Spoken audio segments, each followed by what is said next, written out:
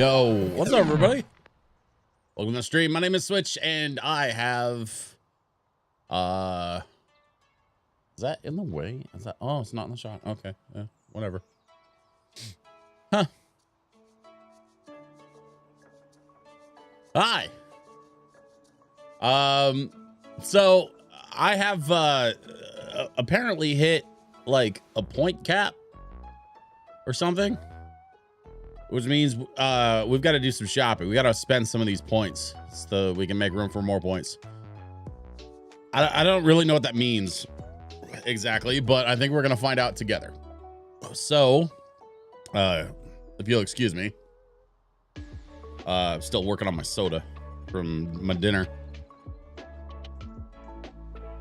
Tenchi, hi, it's good to see you.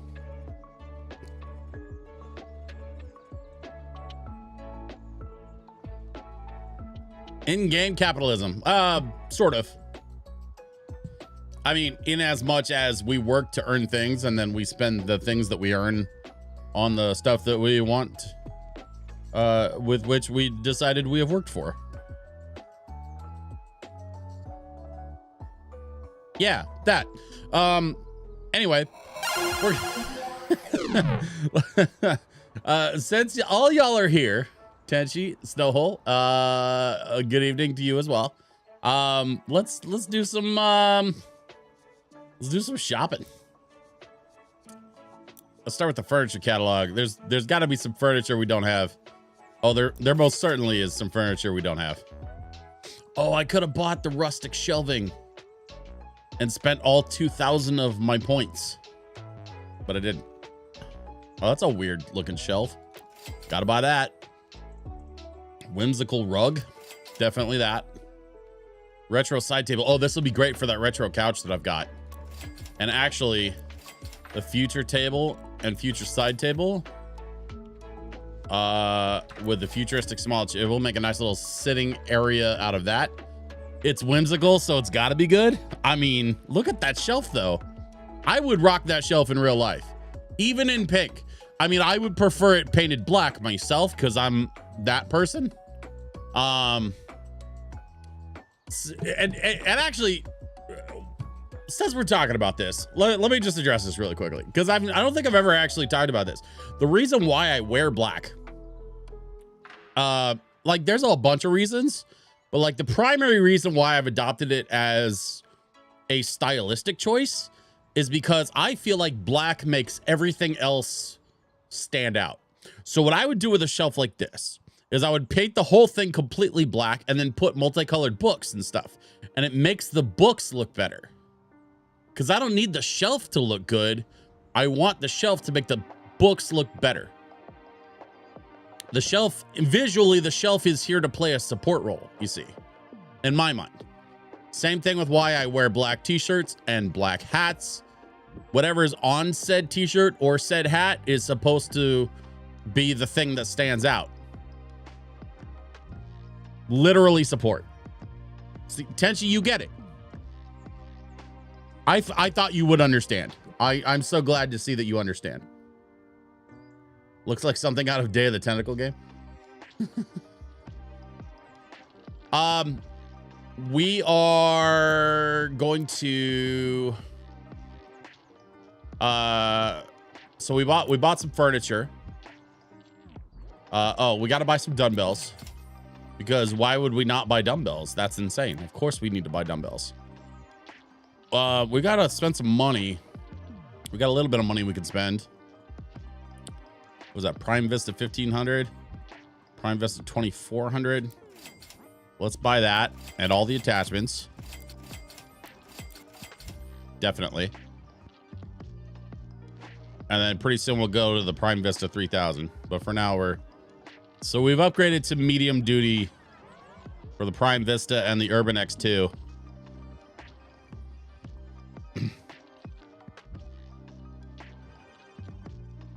And then next we move to heavy duty, and then all the way down here is the professional duty stuff.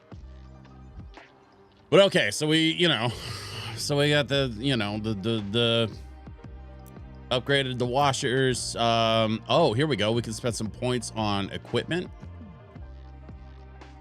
I don't really need more different colored overalls. They don't have any black overalls. Kind of disappointed by that, actually. Unless we can go. I want blue gloves and blue boots. I think we need to go blue gloves and blue boots to match the blue. Yeah, to match the blue jumpsuit. But then the problem becomes that orange face thing.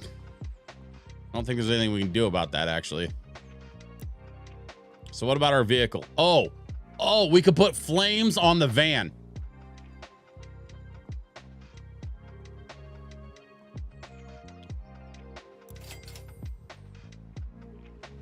Although I like the retro look. I don't know. I like the flames and I like the retro, like the 70s brown and orange. Need an A-Team van? I wish. See, once again, there's a perfect example. A black van with red stripes makes those red stripes pop out. The A-Team van is exactly what I'm talking about. Like, style-wise. You paint the van black, and then whatever you paint on top of that black is going to jump out. Because the black disappears. I don't wear black because I'm sad. It's the opposite. I wear black because I wanna express whatever is within the black, you see. I think we go with the retro van for a bit. Mr. T jumps out. Oh, come on now. Don't make it weird. So we got van, we got outfit. We don't have any other color options for the washers. Although, can we get color? Oh, maybe we need to. I think we might need to finish our first run through the game before it unlocks more color options for the washers. Or maybe you download those. Maybe those are like a download thing. I don't know. I mean, at this point, we've got some upgraded washer equipment. We've got a bunch of furniture. We've got, yeah, I don't know what else. Like, I think we've basically exhausted our spending options at this point. So maybe we need to get into I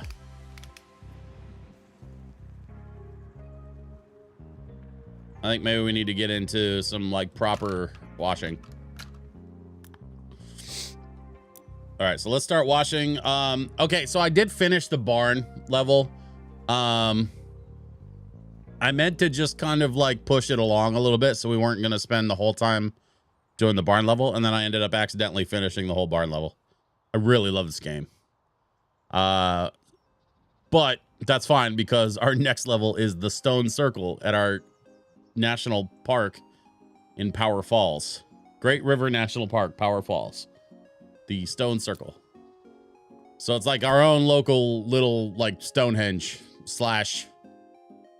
How long did that take you? I don't remember. That is an excellent question that I am not prepared to answer at this time.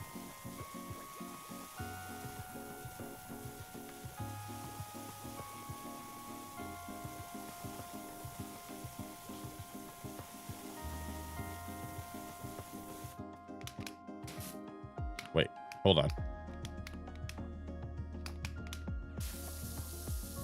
There we go.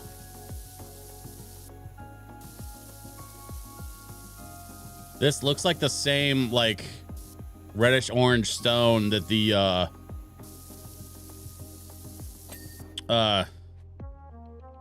yeah, with the teal accent. This looks like the same stone that the like the it was like a merman statue or something at the end of the last game.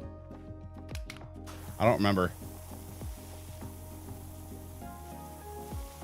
At some point, I'm hoping some YouTuber will do a deep dive into the lore of Powerwash 2, because there was some excellent stuff that was uncovered about the lore of the first Powerwash Sim. Because that game was wild, man. And I'm sure they kept it going for this one.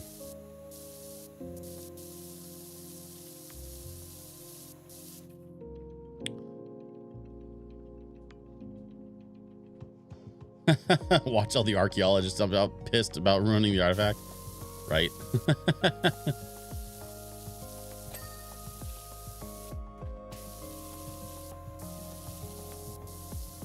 It's not abrasive soap. It's fine.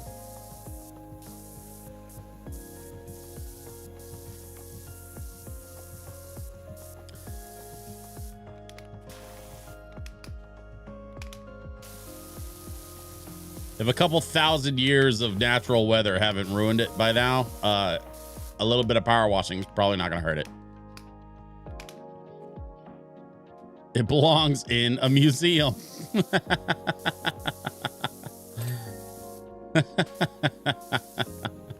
Yeah. You're probably right. Shit. What's I should go. I think I should go this side, maybe. Yeah. Let's go. Okay.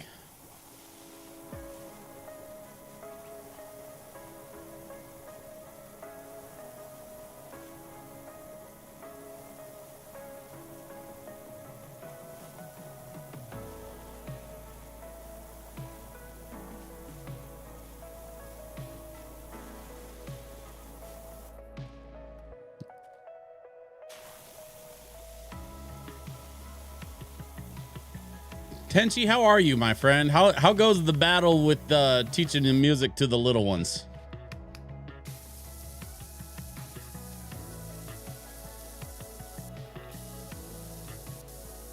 I'm tired.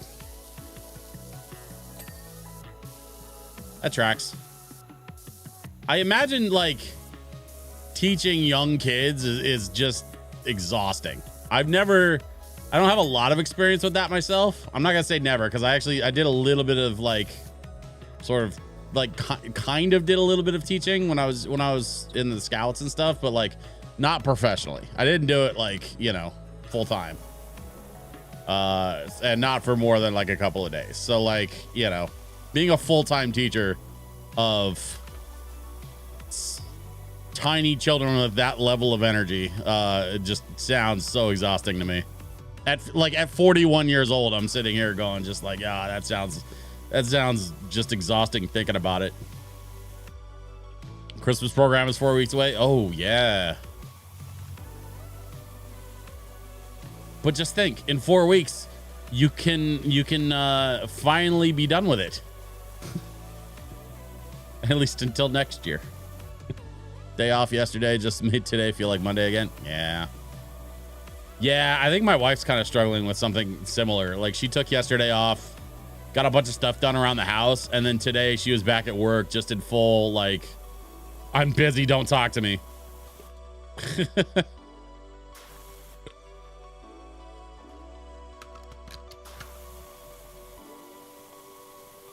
Meanwhile, I did not get a day off yesterday. I have been prepping for a 3-day event, which is going to be this Friday through Sunday.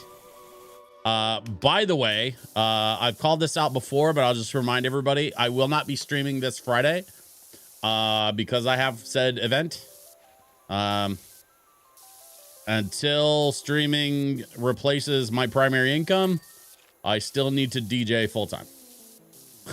And so I will have an event on Friday, wherein I will be providing sound and lights for the stage, and then later on I'll be providing karaoke.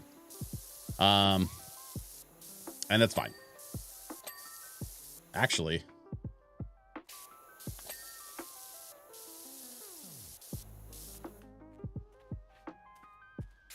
I just thought of something. I'm gonna finish this rock, and then I gotta look at something on my computer.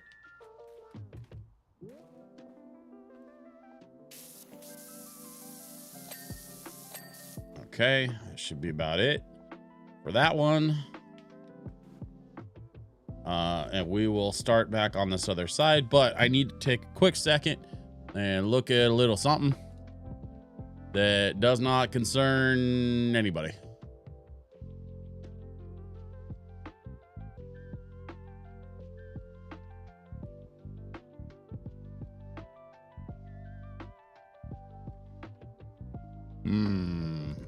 This? Yeah, okay.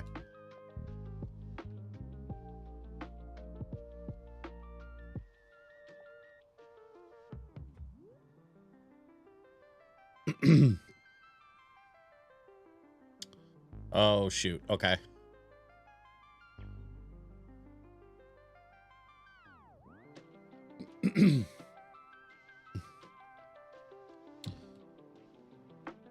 I need to buy another mic stand. Good thing those are easy to come by.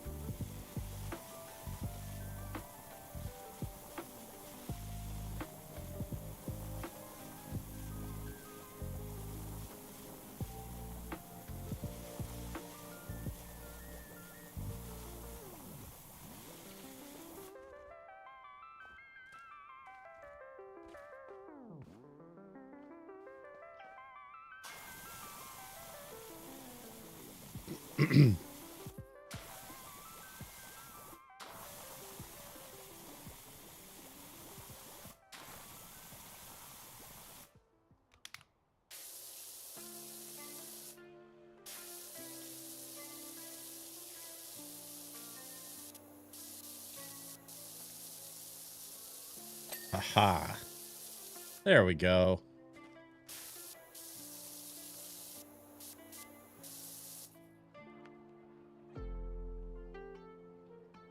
A little bit of Skyrim lo-fi.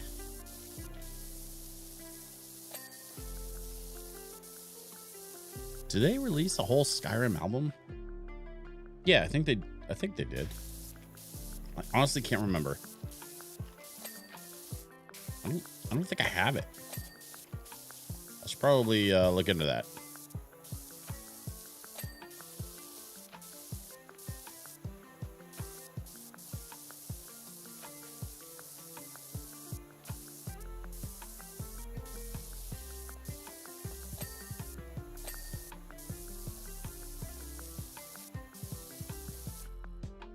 What am I missing?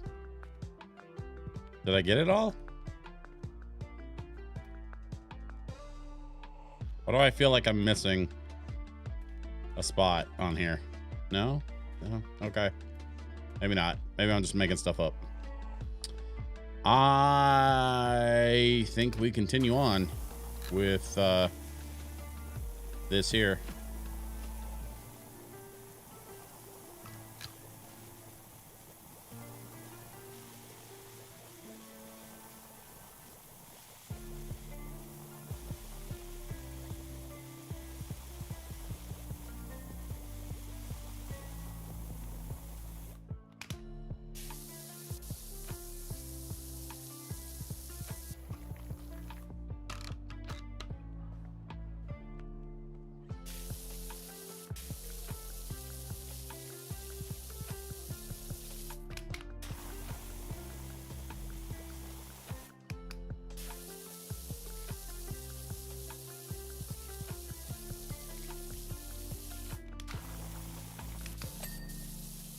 Go.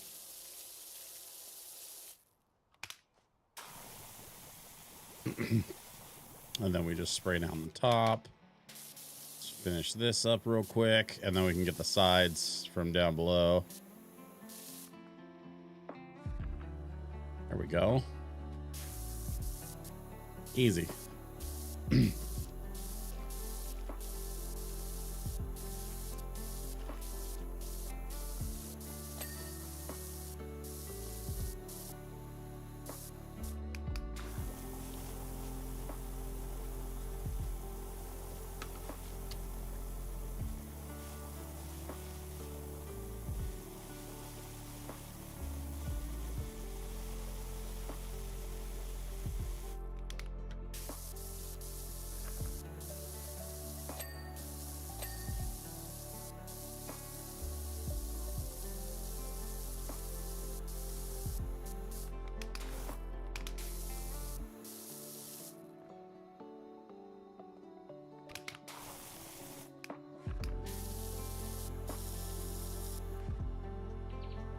Okay, like that should be, yeah, both sides there. Okay. You know what these remind me of, actually? I mean, they're bigger than the ones in the movie, but the Fifth Element, where they had the stone things that were like connected to each of the elements or whatever. It's kind of what these remind me of. Shinto, so many things to watch, but at least you have the tools. Yes, and rumor has it, I also have the talent.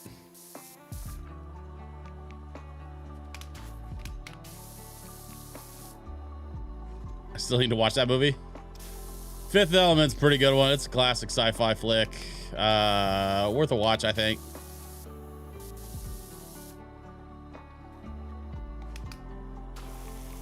Lilu multi-pass.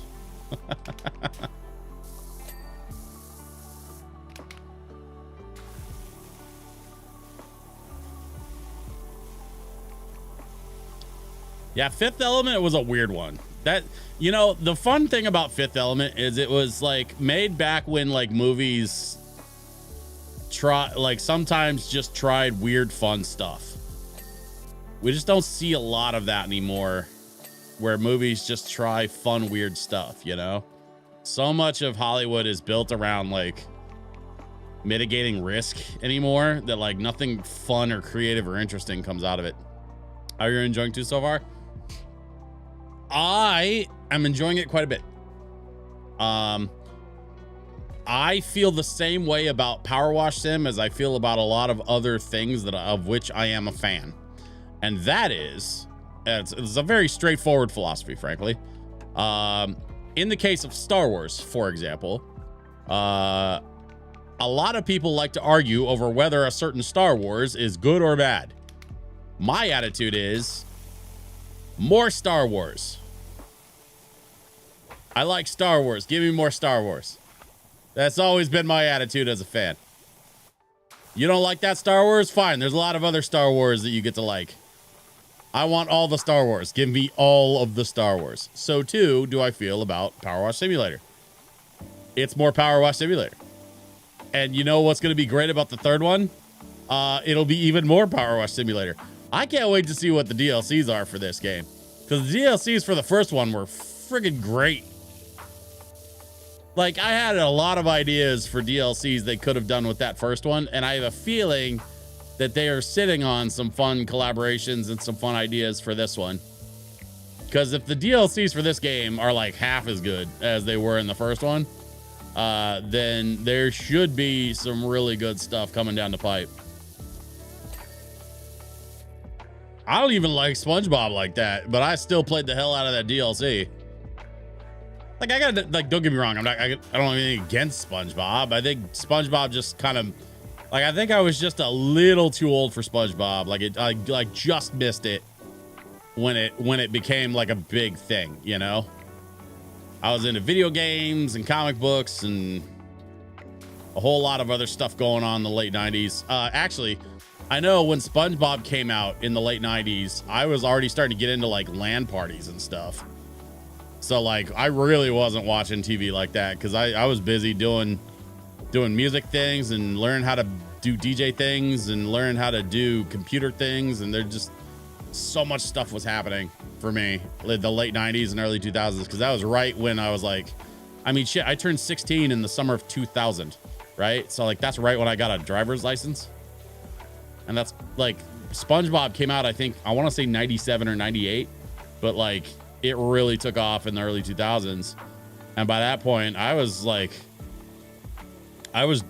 driving cars and dating people. Powerwash Simulator 3, Dad Harder. Oh, the DLC was fantastic. And considering they got Squeenix on board, I expect more collabs with them. Oh, yeah, probably. Yeah. I wouldn't mind more Final Fantasy stuff. It would be amazing to see some Disney crossover. Like, oh my God, if they did a Kingdom Hearts DLC for Powerwash Sim, I think everybody would absolutely lose their shit. But it means getting Squeenix and Disney on board. And I don't know how that's going to happen. But I think it would be cool.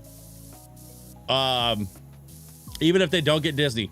You know what else though? Like besides Disney, I want to see Universal.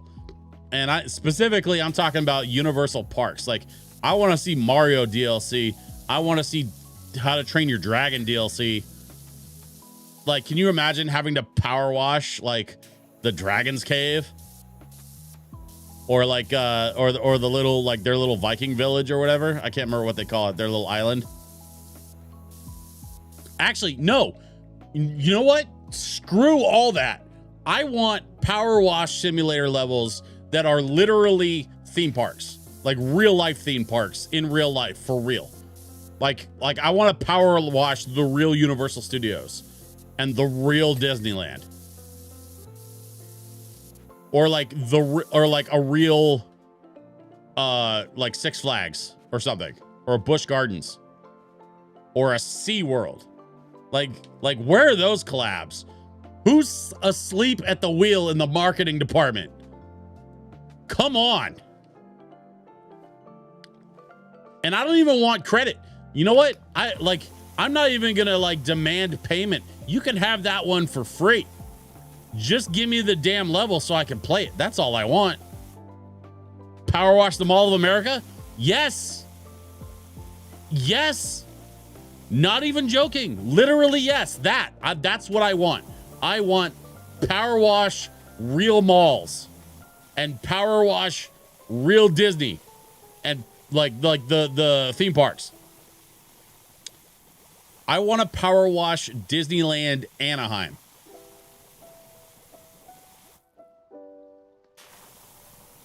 Something happened at Disneyland Anaheim and only you can power wash the Magic Kingdom back to its former glory. Like, I don't know, make up some dumb bullshit story so that like they have to fly you specifically to Anaheim to power wash because you're the only one left with the special power washer required to maintain the magic or something. I don't know. Like, I'm sure a room full of creative people can come up with some better bullshit than that. I'm literally sitting here trying to play a game, listen to tunes, read chat, and like I've got my brain split in like 5 different directions and I'm still coming up with better stuff. I'm saying, they should just hire me. Who do I get on the phone? Like, who do I need to call to just explain to them why they need to hire me? And why it would be in their best interest to just put me on the payroll. Like, I feel like that's just a missed opportunity. I don't mind taking a day job right now. Like, you know, I'm DJing a lot, but like day jobs doesn't mean I have to stop DJing. I was DJing while I still had a day job.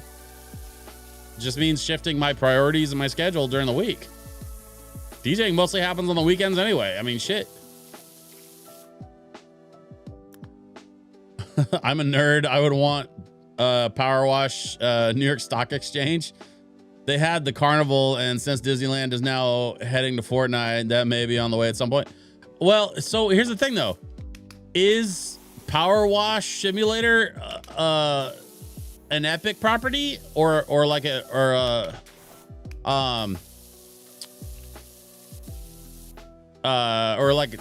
it? I don't think Power Wash Simulator has anything to do with Epic or Tencent. So I don't know why a Fortnite collab would necessarily mean they'd get a Power Wash collab. with Disney.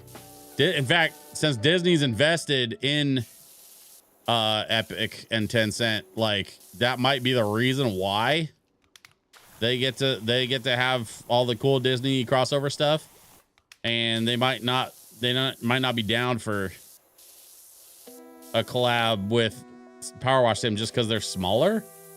Like, I don't know. Now I'm sitting here punching holes in my own bullshit. Like, I think as a fan, I'm allowed to sit here and just, you know, gripe about the stuff I want that I'm not getting. It's not, but Disney avoided doing anything with most crossovers for a while. If they can change, if they can charge, it may happen. I mean, yeah. Although I'm curious if that had anything to do with Bob Chapek when he took over Disney for a couple years there, and then before Iger stepped back in again and sort of took over. Although it might just as easily be Iger that was behind the Fortnite collab thing, because Chapek was struggling with some of his decision making. That's part of the reason why he got pushed out. I try not to think too much about the sort of business side of Disney, if you will, just because it kind of ruins a little bit of the magic for me. But you know, you hear things. I keep up enough on entertainment news that, like, you know, I'm aware of these things.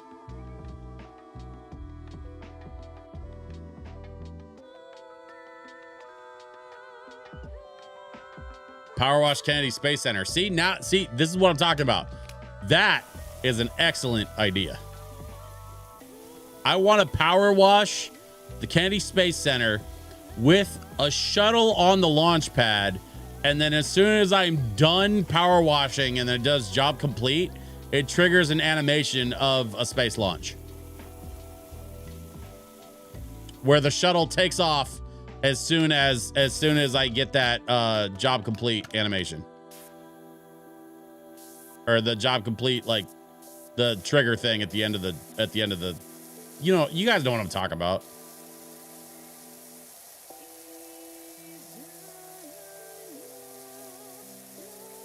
That would be incredible. I feel bad. Y'all come here for like chill lo-fi vibes, and I'm like going on these DLC rants. I want this DLC and I want that DLC and rah, rah, rah, rah. Gimme. Petulant child. Rah. It would be pretty sick though. Like a Space Center DLC. I'd be into that. Oh, you know what would be amazing? Yo, Legoland DLC. I have two takes on this. Immediately, I have two takes on this. Ready? Check it out.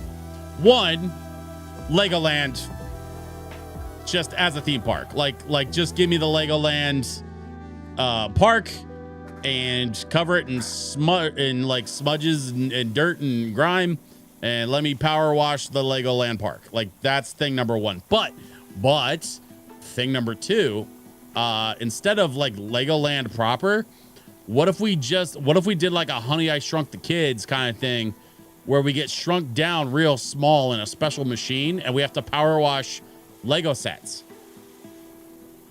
Like, could you imagine being shrunk down to minifig scale and then having to power wash a Lego set? But like you're shrunk down, so like everything is giant. Like you have to power wash around a giant pair of socks, or like a giant stapler, or you know, I mean, a huge pair of sneakers. Honestly, even if they don't do a Lego collab, like just a Honey I Shrunk the Power Washer level would be incredible.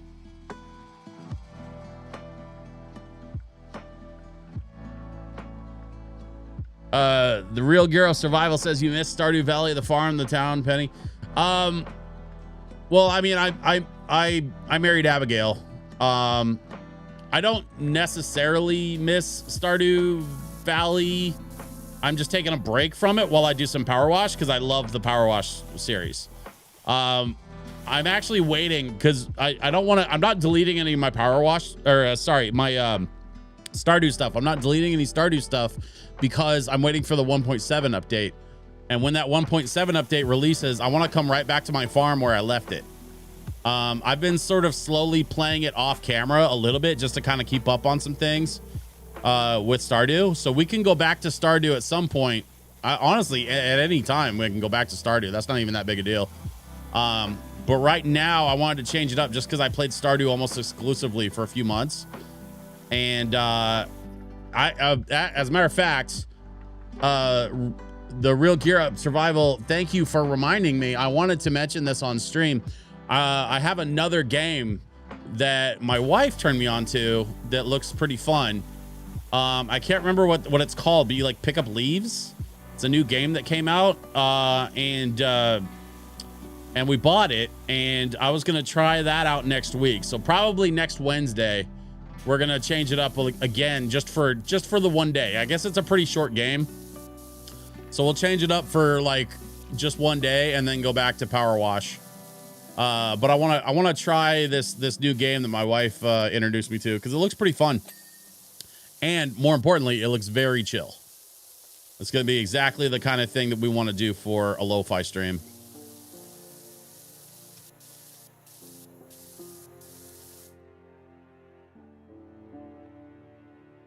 Thoughts on the new Steam console? Looks amazing. Actually, a friend of mine, my friend and I were talking about it today. For those that don't know, Valve announced new information today about new hardware for Valve and Steam. They're introducing a new VR headset. They're introducing a new controller, and they're introducing a new, like, I think they call it the Steam box. It's like a little mini computer with basically more powerful version of the hardware that you find in a Steam Deck. They said it's 6 times more powerful than a Steam Deck and has dedicated graphics, and it'll be in a small cube form factor that is designed to have interchangeable faces, and so it'll sort of live in the living room. If you want it to, it'll be a computer, but also you could put it in your living room is the idea. And man, I love the idea of that little thing. If it's priced right, which they have not, Steam Machine, thank you. If it's priced right, I think a Steam Machine would make for an excellent little living room box, not only for gaming, but also for media and movies. I mean, honestly, I would hack the hell out of that thing and turn it into my own little, media entertainment box. Because I think the specs are absolutely perfect for doing movie playback, for doing TV, like watching TV shows. I think it would be great for watching TV shows. And I've been wanting to put like a media computer in the living room anyway. That's something that's kind of been on my to-do list for a while. And so Valve may have actually just solved one of my problems for me, which is putting a little media box in the living room so that my wife and I could watch our shows and stuff. And it would be and the amazing thing about their timing on this, right? And this is something that my friend and I were talking about today while we were chatting about the new Valve announcement with all the new hardware.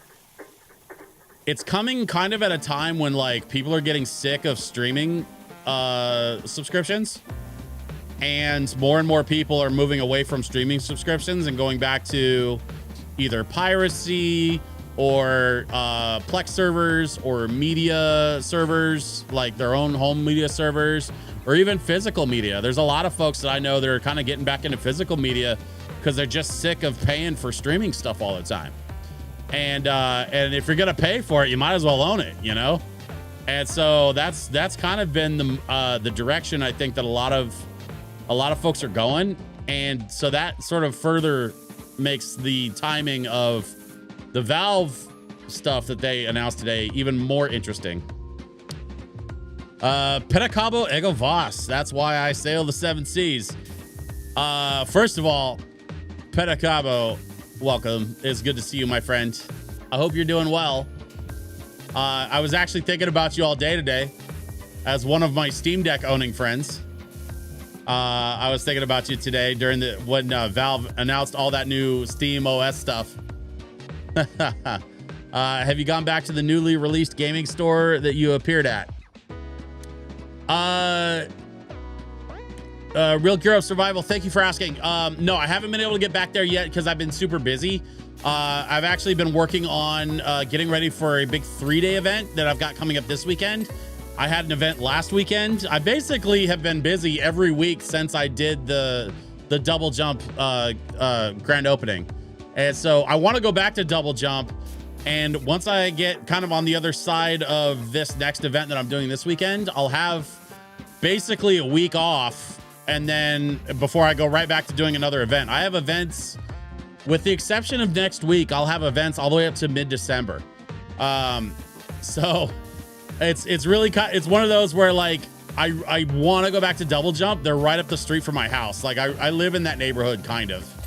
And so, like I want to go back there very, very soon. I just need to find the time to do it. Unfortunately, like right now, for example, I'm streaming because it's Wednesday and I always stream on Wednesdays. And that's always been my promise to you all, is that, you know, I stream on Wednesdays and Fridays. And so I do my best to try and stick to that schedule. But like, there's a little voice in the back of my head that like knows that I have an event in 2 days and I should be working on music stuff right now, but I had to take a break. I basically was working on my stuff all day and then decided to take a break and give myself a little bit of grace. Cause after this stream tonight, I'm going to be like going into show mode for the next basically 3 days plus tomorrow.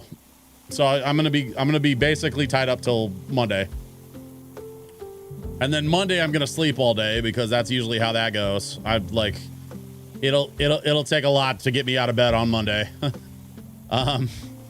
But you know, we all need our weekends. Is there no free look in this version? There is. I just don't use it. I never have. I don't particularly care to use it. I think it's just a style choice thing, you know. Although I will say in Powerwash Sim 2, the soap is far more useful than it used to be. The first Power Wash, I felt like the soap was kind of not necessary and I almost never used it. This time around, I've been using it quite a bit more and it's been far more effective to have the soap this time around than it was in the first game. I have the opposite thing going on. Oh. Uh-huh. There were a couple on the first one where the soap felt mandatory. At least I thought so. See, I mean, I'm good with, it's one of those things where it's like, let's call a spade a spade. The soap is not required, right? If you just want to like take your time and just power wash until the gross stuff goes away, you can do that. That's one of the things I really like about this game. It sort of lets you play however you want. And that's kind of where I'm at. It's like, I like the soap. Honestly, if I wasn't streaming like to an audience, I might not even use the soap that much. I don't know. I might just sit here and just take my time because like there's no timer, there's no rush, right? That's the other thing I love about this game, why it's so chill. Like I don't feel like I'm under a bunch of pressure. So, you know, put on some tunes courtesy of my friends at Curaga. That was, by the way, that was Tifa's theme from Final Fantasy VII that we just listened to. Up next, we've got a little bit of Paper Mario Lo-Fi, A Party at Peach's Castle. Oh, that Princess Peach. She's always throwing them parties. Something about a cake. Mario 64. I love all the cake is a lie memes, and then somebody posted the screenshot from Mario 64 of Peach inviting Mario over for cake and saying that the Mario did it first. She's always making a cake for Mario, right? Right. But Nintendo wants us to believe that they're just friends. She's always making cakes for Mario, but somehow they're supposed to be just friends. Yeah, right. Uh-huh. Sure. I'll believe that when plumbers fly. Oh, wait. Scratch that.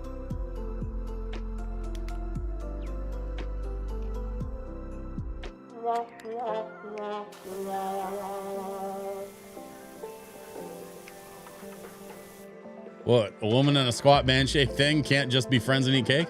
They absolutely can. They absolutely can. I don't believe that to be the case, though. It's not that they can't just be friends. It's that I don't think those two are friends. I think they got more going on.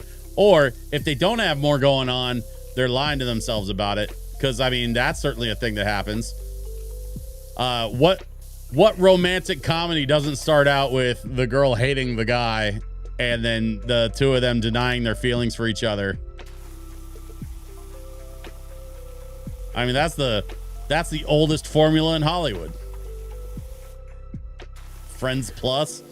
Well, yeah, I don't know about that. I don't know. That's more of like a modern progressive take on relationships. I don't know if the folks at Nintendo were doing all that in 1985.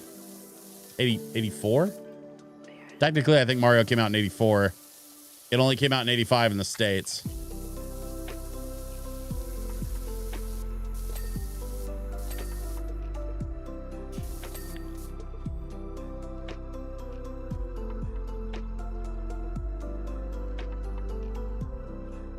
Benefits equals cake.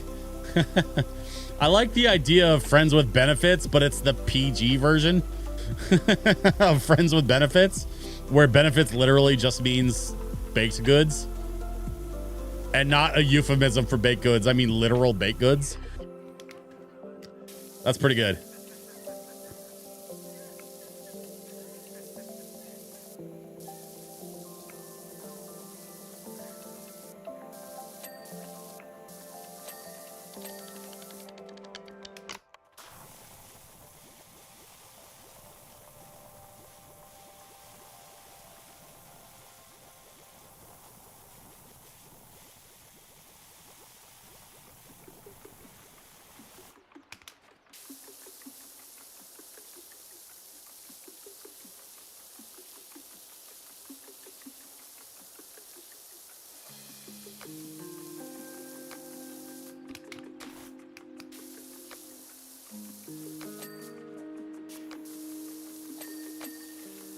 There we go.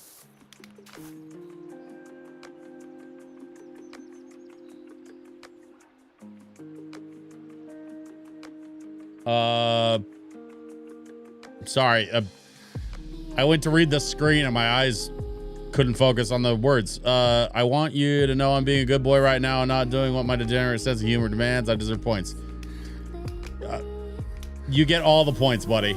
I truly appreciate you reining in your degenerate sense of humor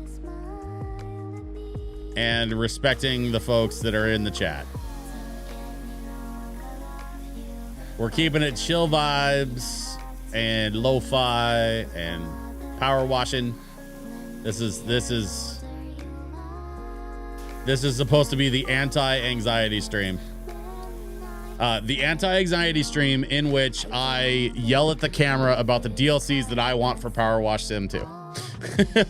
Speaking of cake, Krispy Kreme opened here after not being around for the past 20 years. Traffic was borked all day. Oh, geez. That's wild. Yeah, I remember when we got our first Krispy Kreme. Funny enough, it was about 20 years ago. And we got our first Krispy Kreme in our area. Actually, it was right around the same time Pedicabo Ego Voss and I met. It was about 20 years ago.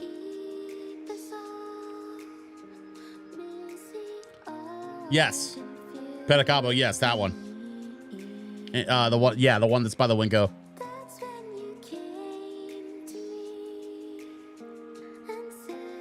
Krispy Kreme isn't even really good. They're that good. They're fine. Yeah, I mean, well, I could say the same about In-N-Out, but yeah, they. So my event last Saturday, I was at a comic swap in Salem, Oregon, and it's called Cap City Comic Swap. Really fun little comic event, and they loved having LoFi there, by the way. So like, I was talking with the guy who runs the event, and we are for sure going to be incorporating more LoFi into future events. But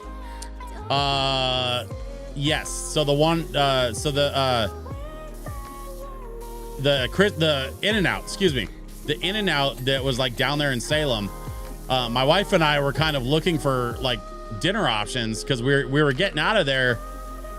Like the event ended at 5, and I think we got out of there around 6, or honestly, I think it was closer to like 5:30. I think it was 5:30, 5:45. We were on the road already and like headed back north home.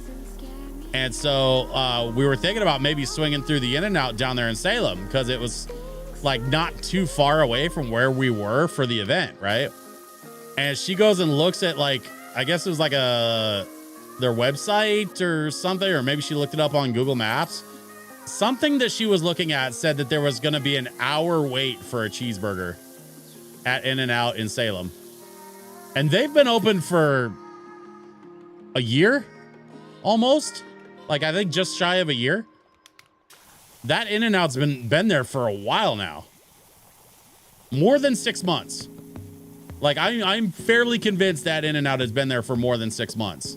And they're still backed up an hour to pick up a burger and some fries.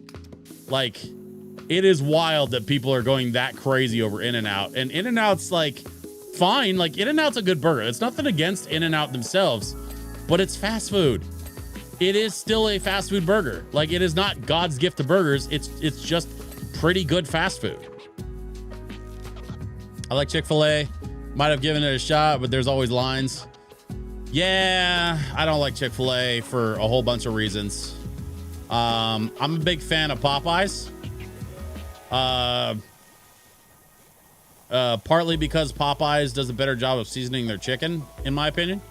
But also because Popeyes doesn't use their funds to actively harm the community of people that I care about. So we don't really do the Chick-fil-A thing around here. Not like Five Guys. I remember you taking me out to one years ago, and you were a true believer. I mean, I will say Five Guys in recent years has gotten crazy expensive though. Like, I was about that Five Guys life until the last few years. I've basically been priced out of Five Guys.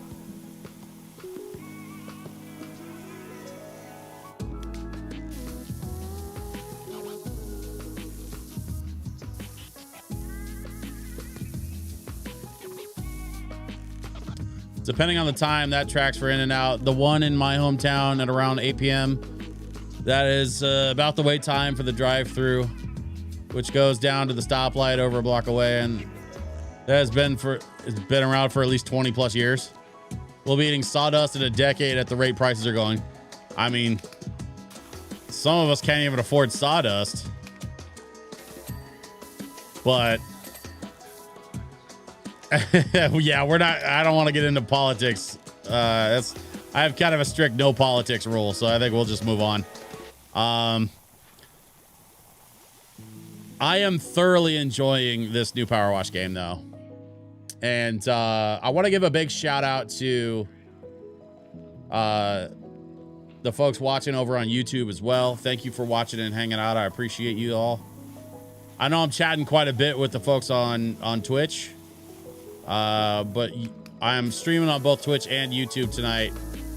And honestly, for the foreseeable future, I set up this multi-streaming stuff because I wanted to try it out, and it's pretty painless. So I'm probably gonna just keep streaming on YouTube and Twitch at the same time.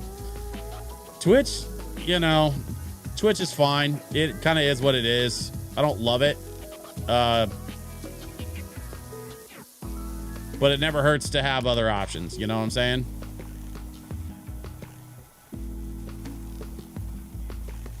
And that's kind of what YouTube has become for me, is another option. Folks who've been watching my YouTube stuff, I mentioned on my YouTube video, one of my YouTube videos that irresponsible. I'm invading from Twitch now.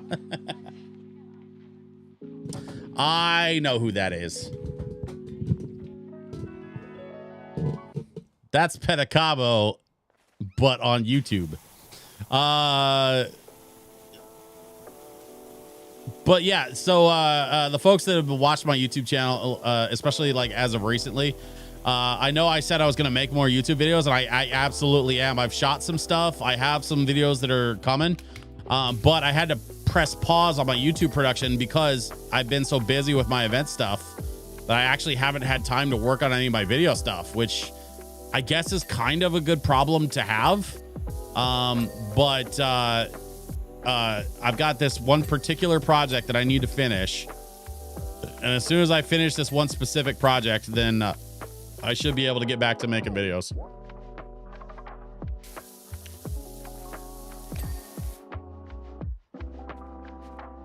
Oh, really? What did I miss? I missed a spot. Ah, there we go. Okay, so see how it says job complete? Like, if we were doing the Kennedy Space Center, that job complete would then trigger like another animation where we would watch the rocket take off, right? Like, that would be cool as hell.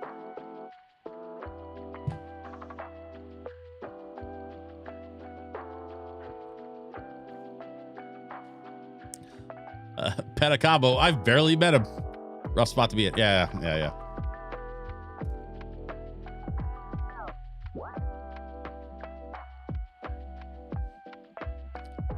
This was a fairly painless wash, though. Like, I like when they're fairly straightforward. Although I'm kind of fascinated by this, like this whole like setup. Like, who put this here? And is it part of the whole like alien lore from the first game, or is there something new? Rock climbing park, Muckingham Recreation Ground. Oh, well, I guess we gotta go power wash a rock climbing park.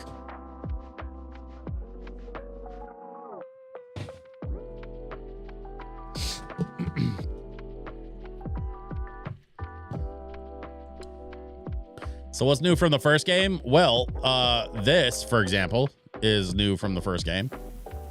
We love the big round scrubby. You can do a big one or a small one. Yeah, it's pretty cool. It does a pretty good job. It could be better. But you know, it's just one of the like extra tools. There's actually another tool that I want to show you that's different from the first game, or at least had been added since the first game, I should say. Let me just let me scrub up some of this here. Just kind of get missed a spot there. Okay, there we go. Yeah, that. We're gonna scrub the orange section, a little bit of overlap, because who cares? Why not? It's all gonna get clean one way or another.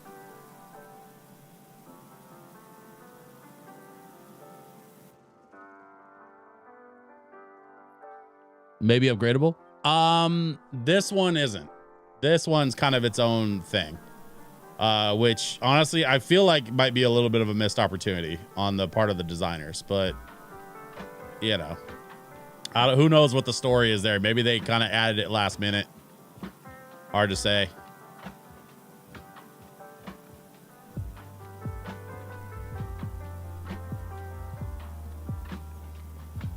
See, if you go too fast, this is what happens when you go too fast. See how it leaves behind all these little spots that it missed. So then you have to double back. It's not the end of the world, but you know, it's just something to be aware of. Something to be conscious of if you're going to use the big round thing. You just want to kind of make sure that you're going slow and being deliberate.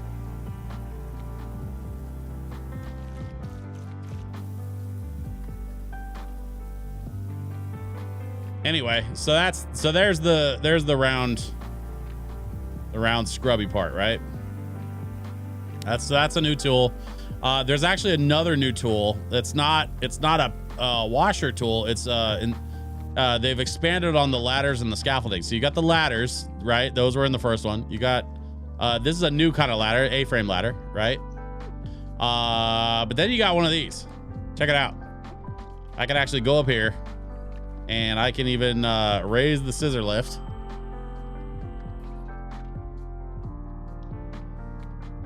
And I can get up nice and high. I can go even higher. Still not high enough to get all the way up there, but that's fine. I do like the scissor lift, actually. The scissor lift is pretty cool. Except when it doesn't work. What the hell? All right, well, apparently it's broken. That's fine. I can pick it up and just move it. And then I can hang on.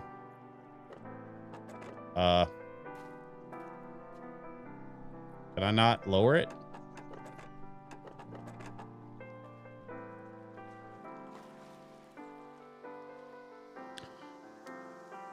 So you know how they tell you not to play with the scissor lift?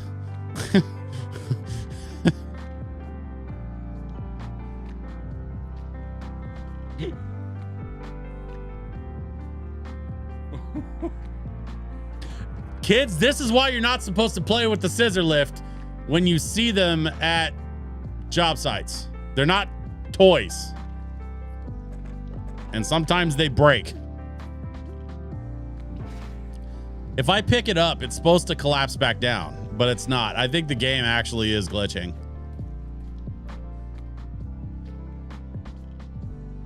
Okay, and then there's this. And this is fun. This is like a window washer thing where it's got like a pulley system, and you like sit on it like a swing, and then you can lift yourself up and down with the pulley system, which is pretty cool. I'll probably put this to use at some point, but I want to keep working on. I want to keep working on washing some of this lower level stuff, and then eventually I got to work my way to the top. This is just in the way at this point, so we're gonna put it right over there, and then we're gonna pet the cat. We pet Bubbles. Yep, good boy, Bubbles. Okay, and now.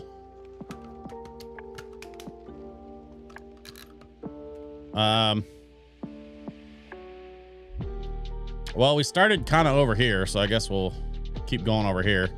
Let's start with the blue, actually, because I think we can knock out the blue section pretty quickly.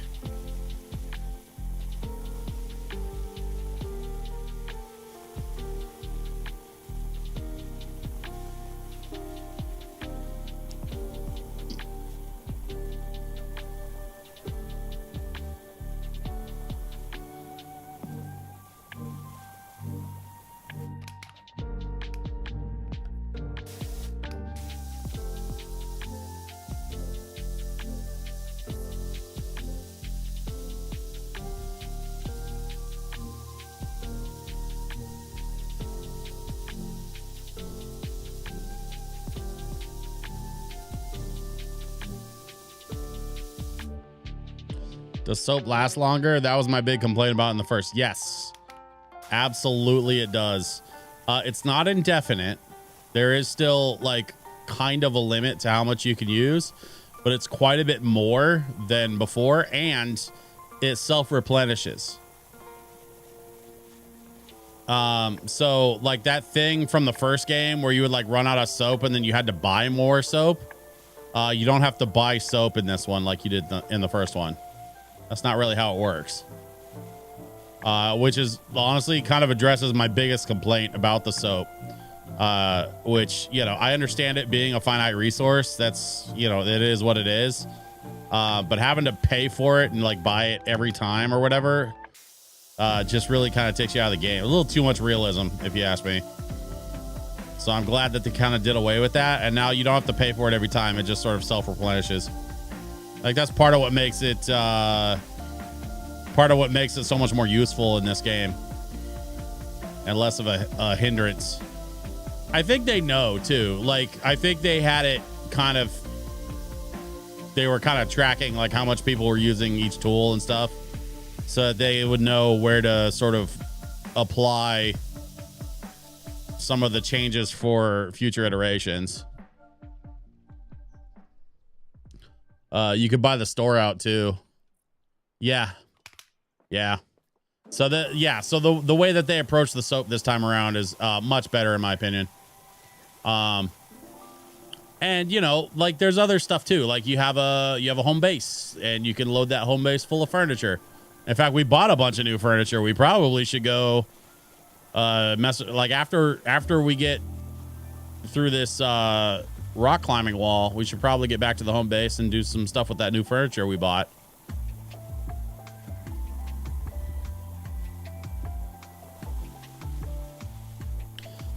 The only thing that I've run into so far with this game that I think I would criticize, and I would just put criticize in quotes because like not a real criticism. But I think the biggest thing I would probably criticize about this game is the way that they limit the points. You could only have a certain number of points after each level or after each mission or whatever, and you have to use those points to buy stuff in the store. And once you hit the cap, it doesn't add more points to your point total. So you have to buy stuff in order to clear the points. I think that's a flawed system. It's a little bit unnecessary, and frankly, it's something that I would change with the design of the game. Personally, because I think people are gonna hate being forced. Like the thing about games like this, right? Games like this, games like Stardew, like the part of what makes a game quote unquote cozy, right, is the lack of pressure and the lack of anxiety that comes along with the gameplay, right? If you're feeling pressure to spend those points when you don't want to, that feels like a missed opportunity in the game design. People shouldn't be forced to do anything. They should be able to play the game however they want. Much the same way that I choose to use movement to track my spray patterns rather than do free look, right? That's a choice.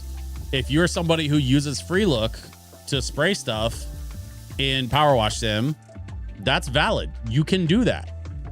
If I don't want to use free look, I can do that too. We each get to decide how we want to play. And so, like, you know, this is one of those things where you know, it doesn't really it doesn't really seem necessary for them to put a limit on the points. Like, why do that? Just let us make points, and then we stack points, and then we spend the points when we feel like it, instead of being forced to spend points so that we don't miss out on future points because we've hit a level cap or whatever. That seems like an oversight to me. With the free look thing, you're just wrong. Okay. I mean, that's just like your opinion, man.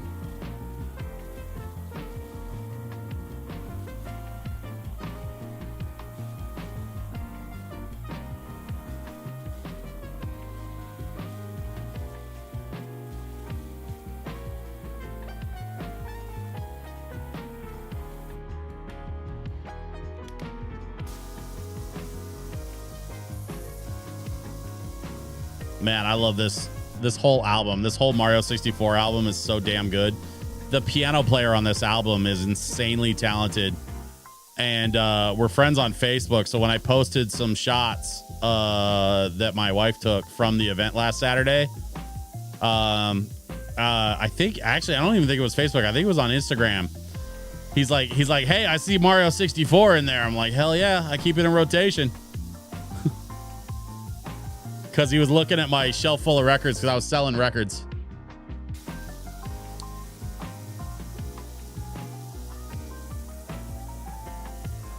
You're Lebowski, I'm the dude. Whatever, man. Your name isn't even Jeffrey.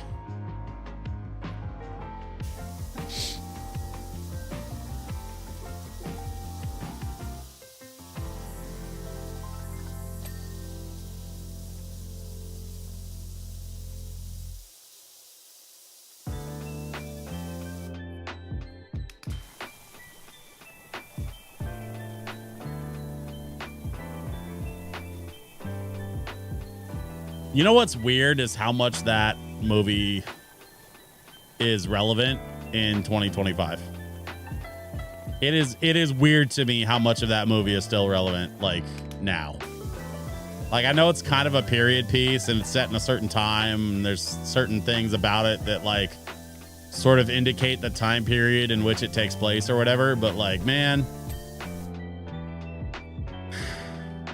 classics stay fresh. Yeah, I think it's more than that. I think there's some stuff about it that feels very uniquely relevant to the moment that we're living in.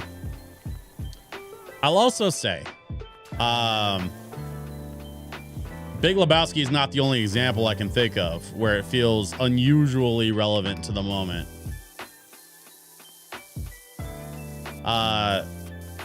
With Mark Maron stepping down from his podcast, he's been kind of making the transition back to doing more stand-up.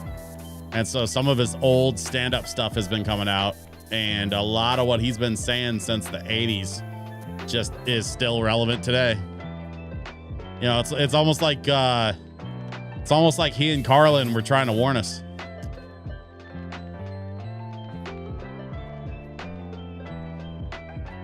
It's a period piece, but the period was like 7 years earlier. Yeah, I mean, yeah. But that's relevant though. I mean, back then, society and like everything was progressing so quickly. And then, you know, the new millennium happened. And it feels like we've been grinding slowly. Not quite to a halt, but we've been definitely slowing down since the turn of the millennium. Just feels weird, man. Like, it feels weird to have lived through it, you know? But also it feels weird to be like consciously aware of it happening as I'm living through it. But, you know, that's what it is to be a millennial, I guess. Just constantly living through, what are we on, our 75th or 76th historical event in the past 20 years?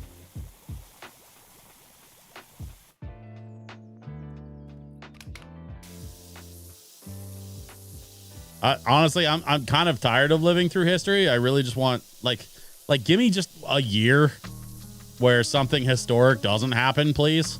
Like give me like a year off, and then we can get back to it. I just need basically a historical version of a long weekend. Give me 1 year.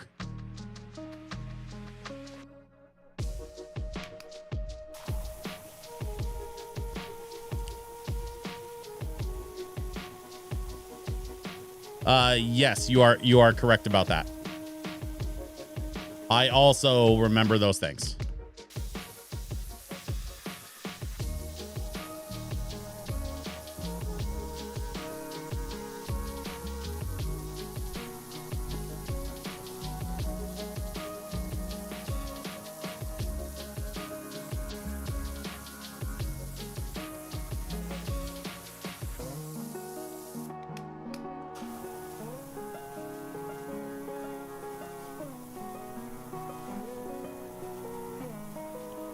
God, Big Lebowski. I was talking about my buddy and I were talking about John Waters films today. We were talking about, like, specifically Pecker came up in conversation. The movie. I don't remember what the context was. But yeah, it's just weird. Like, that's something I've actually been having quite a few conversations lately about how culture has completely changed, how the introduction of personalized algorithms has completely fractured our culture. Somebody called it monoculture, which I thought was an interesting term. How we used to get a lot of our cultural cues from basically the same places, right? Like MTV, radio stations. We'd all listen to basically the same radio stations, and we get a lot of our music from the same places. A lot of our TV and film would come from the same places. We'd all go to the same movie theaters and see the same blockbusters. I was thinking about you the other day because I was watching LGR build a 90s workstation, and it reminded me of your dad's shop. Yeah.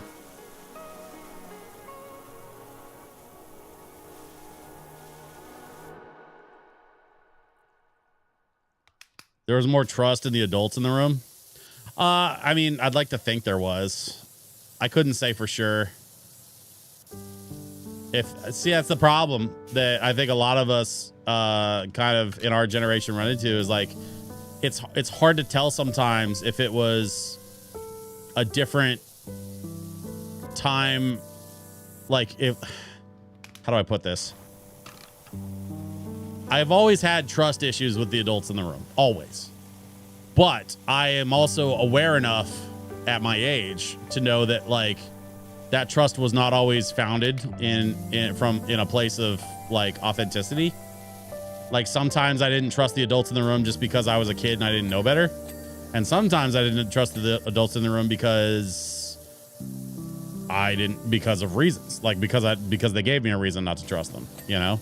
Like, I don't know. Just it's weird. It's a weird thing of like being born just at the right time and being like culturally and socially aware just at the right time to go, you know, did I think that because I was a kid, or did I think that because something was wrong?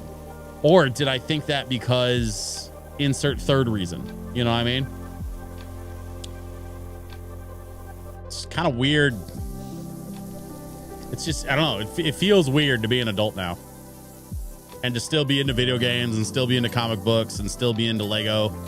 Like, I'm into basically all the same stuff that I was into as a kid. And in some cases very literally. Like I still have both a Genesis and a Genesis 2 mini console. I have, I still play Sonic the Hedgehog. Although I guess it's a little weird now that I'm like friends with the NBA Jam guy instead of just hearing him on the video game. So I guess that's different.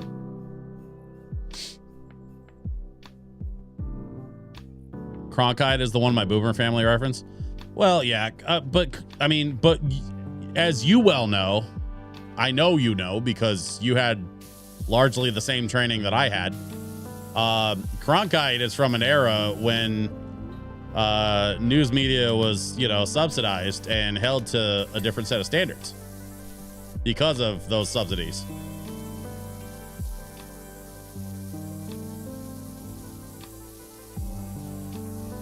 Cronkite was a product of a dying breed, as was Brokaw.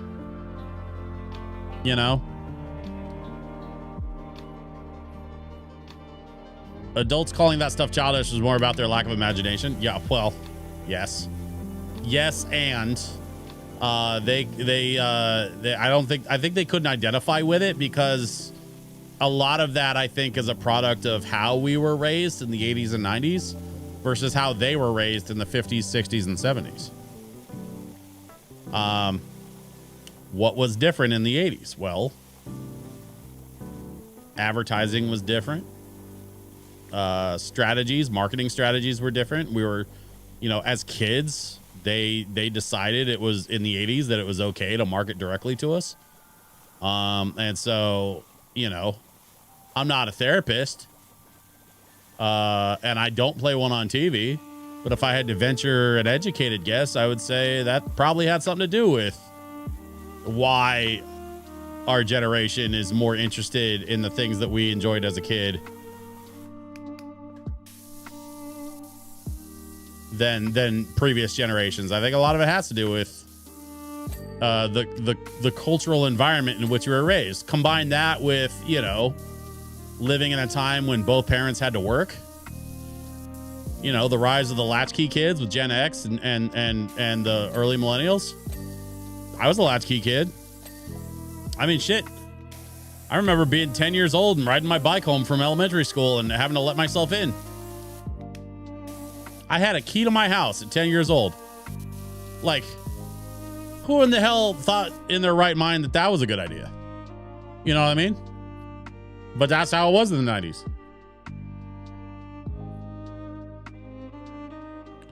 Especially video games hadn't developed to the point where the storytelling possibilities weren't so apparent. Oh, well, yes, there's also that. I mean, there's definitely examples there, like with video games specifically, where the technology obviously has progressed beyond where the intention was 40 years ago. You know, we've come a long way since Tennis for Two.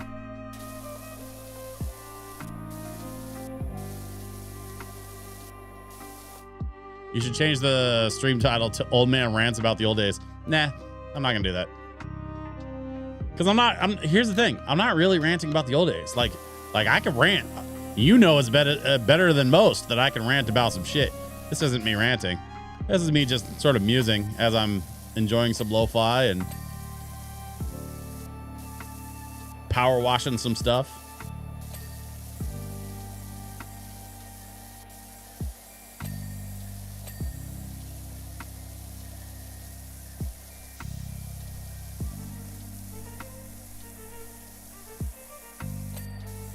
There we go.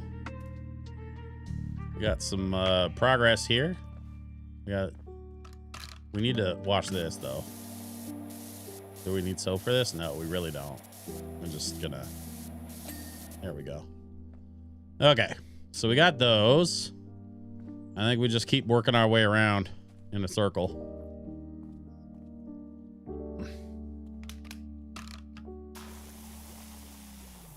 Also, who are you calling an old man? You're older than me.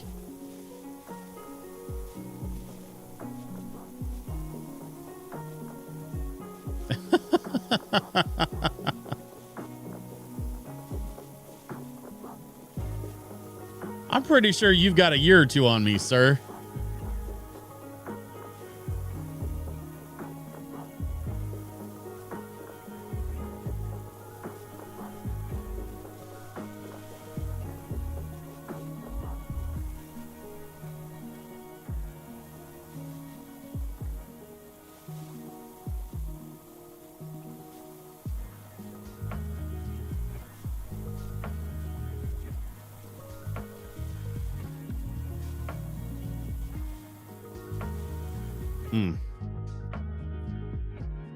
Yeah, this Baldur's Gate 3 track. This is my jam right here. We met when I was 4. Okay, that is a straight up lie. And also, why would you put that on the internet? What the hell is wrong with you? Don't do that.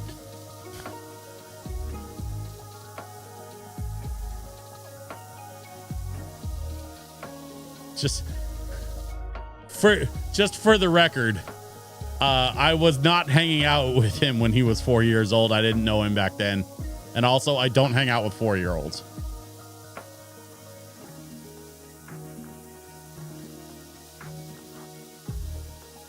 Let's just move on from that.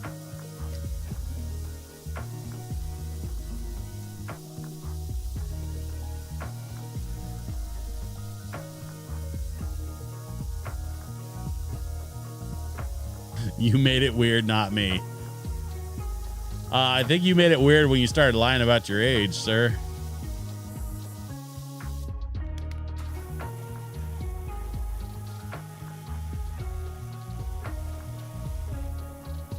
But that's fine. Let's just go back to the lo-fi, shall we?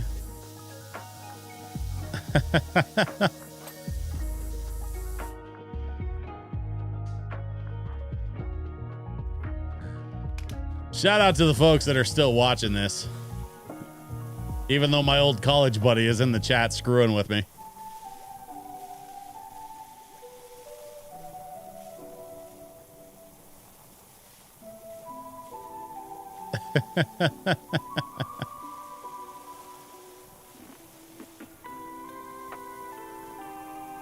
I could just take off if you prefer.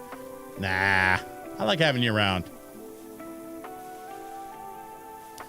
That's why I called you my old college buddy instead of person whom I've definitely never met.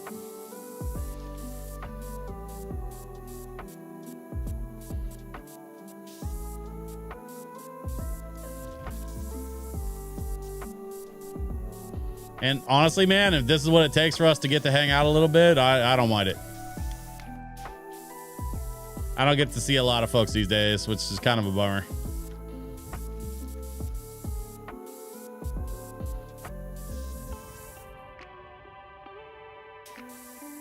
I kind of moved away from a bunch of our friends, and I don't get to see a lot of folks anymore, which is a little bit lame, but also that's kind of what it is being an adult, you know. I have a house. I live in said house. I don't get out like I used to.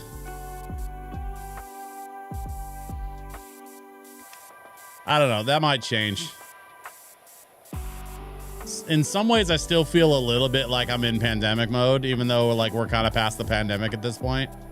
I mean, I'm back to doing events and stuff, but like during the week, there's still a part of me that's like, very consciously aware of the fact that like this room that I'm in, these shelves, this space that I created for myself, I created when it wasn't safe to go outside, you know?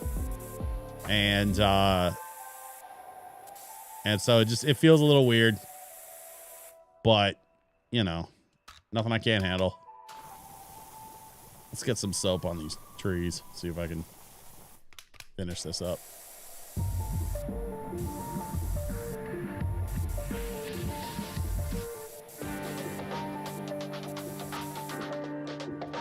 What are we missing? A couple spots on top, looks like. Oh, yeah. Maybe we can use this.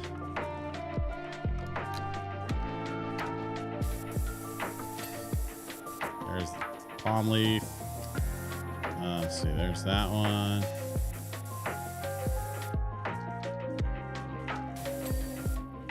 There we go.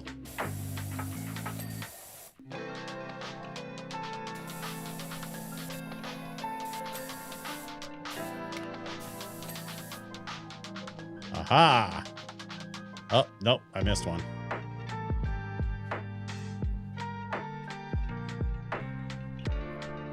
Nope.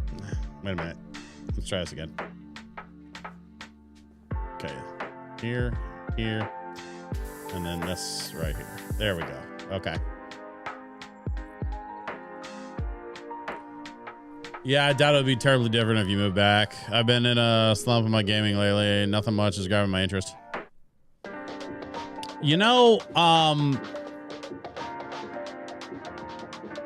That buddy I was hanging out with online today was kind of turning me on to the Outer World stuff. I don't know if you ever played the first one, but the second one is available to play on Xbox Live if you have Xbox Live.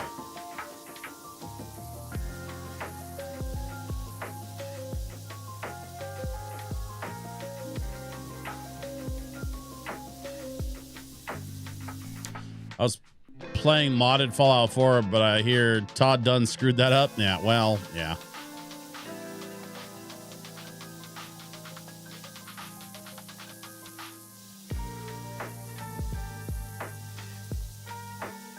Yeah, the mods don't work with the new Anniversary Edition yet. I mean, a lot of the modders are probably going to tweak their stuff to work with the new Anniversary Edition. It's just a matter of rewriting some things. Unless Todd built in some kind of like crazy nonsense that prevents modding. I don't know why he would do that though. Like that seems kind of antithetical to his community.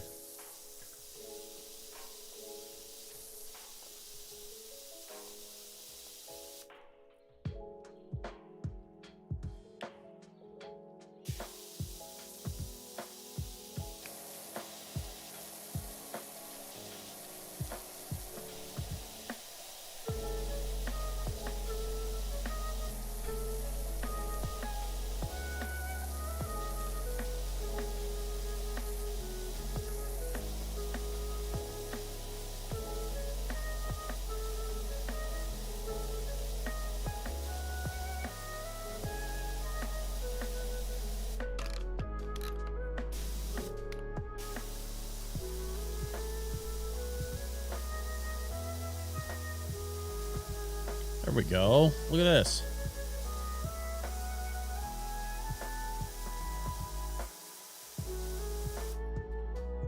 That seems to be getting the job done quite nicely without the soap even.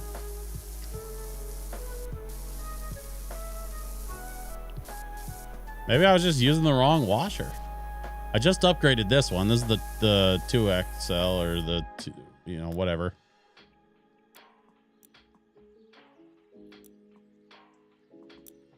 Which one is this? This is the, yeah, the 2400. The medium duty. And then I've got the Urban X U2. What's the difference? Provides power comparable to the heavy duty washers of its competitors, but at a cost to the area of effect. Versus medium duty washer in the Prime Vista range provides a notable upgrade in power to washing experience. Huh. Interesting.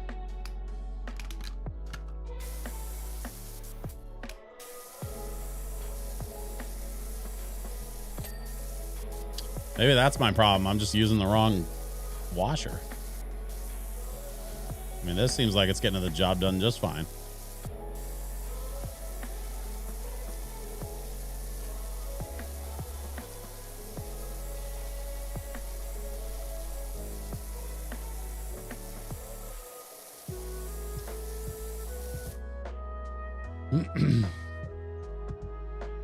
They just shuffled up the address library. Oh, I just thought of something I have that you'd love, but I hesitate to broadcast it. I mean, dude, you can always DM me.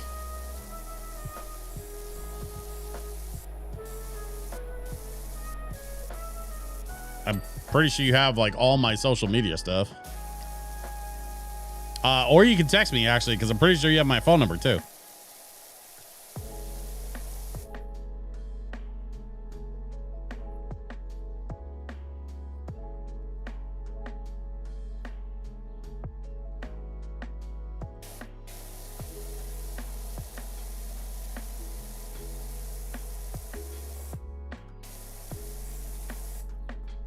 You text me? All right, sure.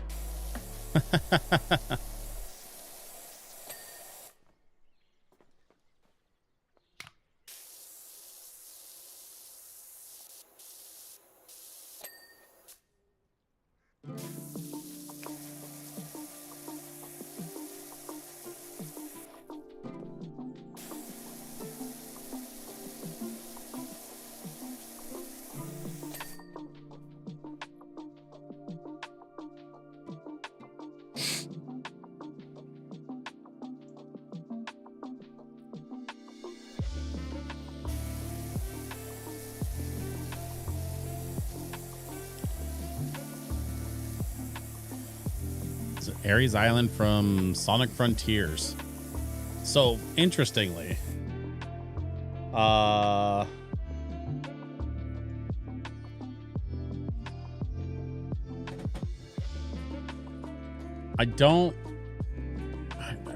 didn't play Sonic Frontiers, but I heard good things. Like I heard it was actually pretty good. Like it's like a Sonic RPG. I don't know. I kind of want to play it still. I was hoping I could catch it maybe on sale or something. They should be doing a Steam sale, I imagine, for the holiday season. Maybe I can catch a break on copy of Sonic Frontiers for the PC. Or maybe I just play it on the Switch, because like I know Switch was kind of lacking in the old graphics department. But, you know, I kind of promised myself if I was going to be buying video games, I would check to see if there's a physical on Switch first. Most of the games I've been playing on PC, I've largely just been playing for the sake of being easy to stream. But I do have audio options. Like I can stream a Switch game. I have before. I can do it again. It's not that big of a deal. Just change a couple of settings on my OBS, and then, you know, we're streaming Switch content. I mean, hell, there's a couple of Switch games that are going to be coming pretty soon that I'm definitely going to want to play on the Switch. Possibly the Switch 2, depending on how it goes. But we'll see.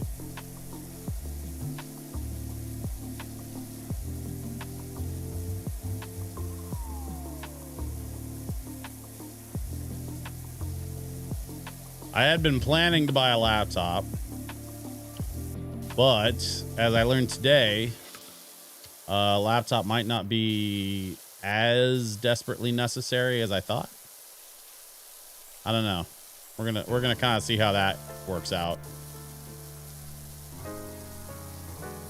If I can get away with not buying a laptop, I might have some funds for a new Switch 2 and maybe some games.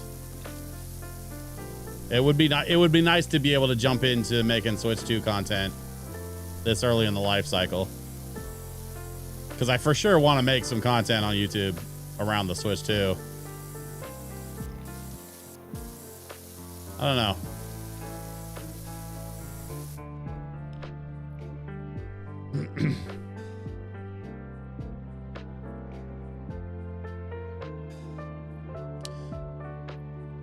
Text a good call. You can get back to me whenever if you want me to send one. I tried to buy Yarrock Smooth's old Switch off him, but he hemmed and hawed and never happened. I mean, yeah.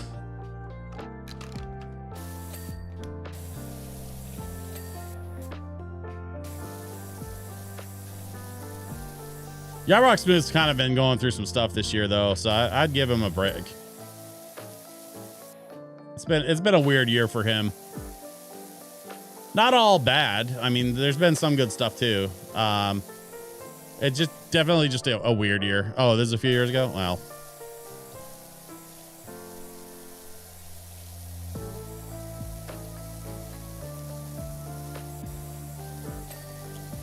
probably just changed his mind then. I don't know. Yeah, you should text him for sure. Just kind of check in on him, man. I know he's been kind of going through it at work.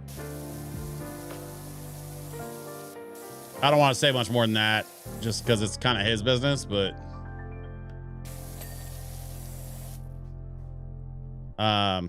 yeah, definitely. I would definitely shoot him a text to just kind of check in on him, man.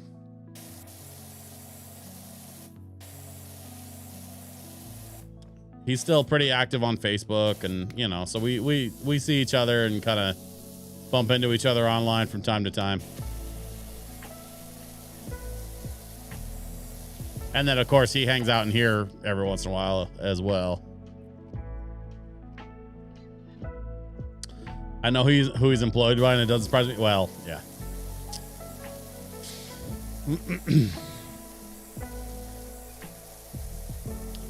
That's that corporate life, yo.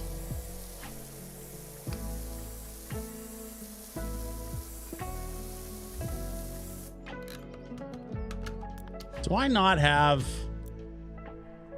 Hold up. Why do I feel like I'm missing some equipment here? Prime Vista 2400. Yeah, I have the extensions. So why is it not letting me use the longer? It's only letting me use...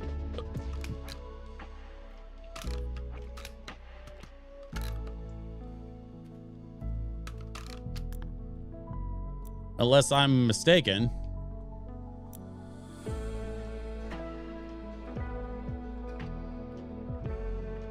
Is this the 1500?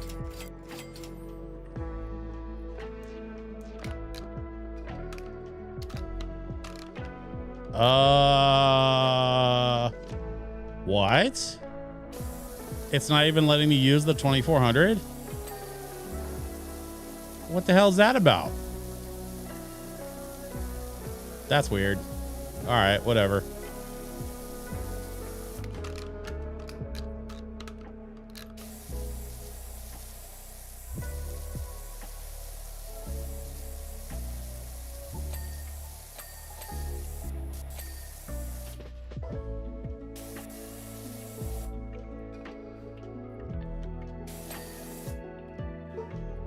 Clean that up.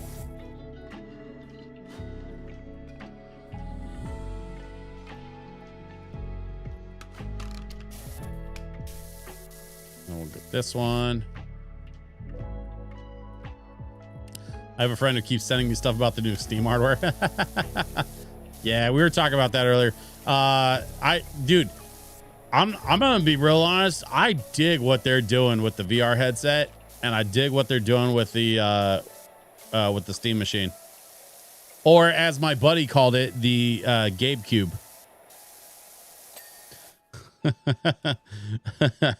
We've decided that that's what it's called now. He's calling it Gabe Cube. Oh yeah. Yeah, the internet has spoken on that one. It will forever be known now as the Gabe Cube.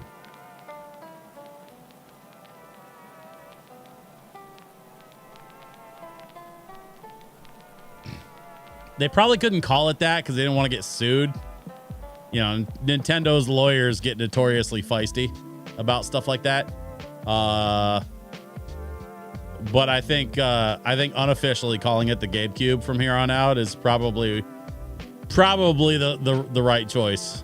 I mean, the name is just right there. I called it Monopoly Station. I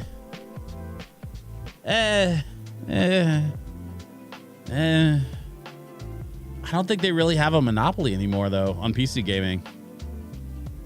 Like, especially because like you can install the Epic Game Store on it.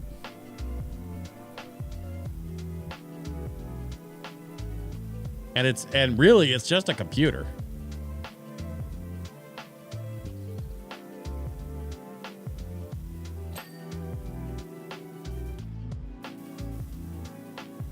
I like that they are doing dedicated devices, though, and they're sort of expanding the library of devices.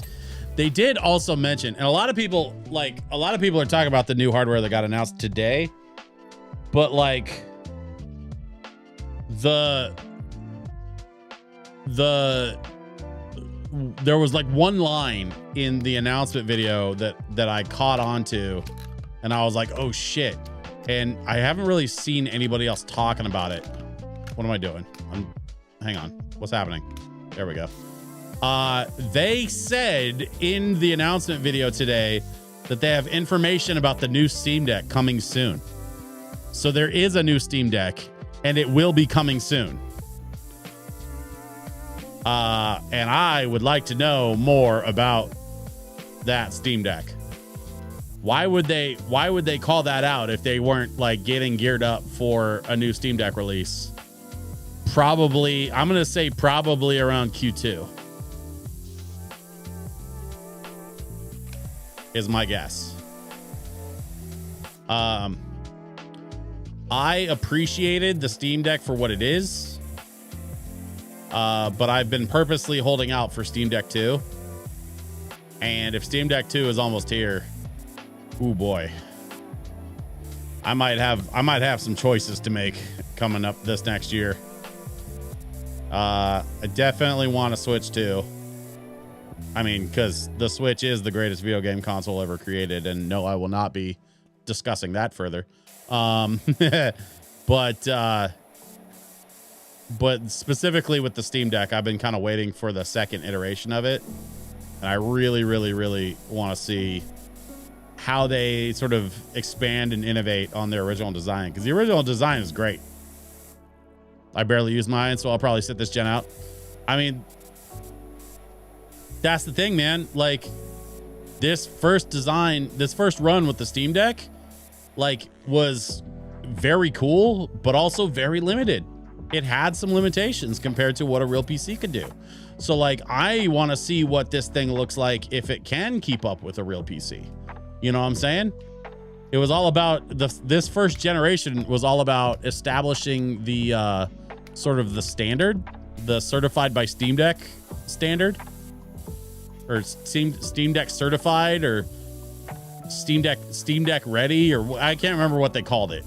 They have specific language for it, but basically it's that this is, or Steam Deck verified, I think is what it's called. Basically, games that are optimized to be able to run on the Steam Deck smoothly, like Cyberpunk.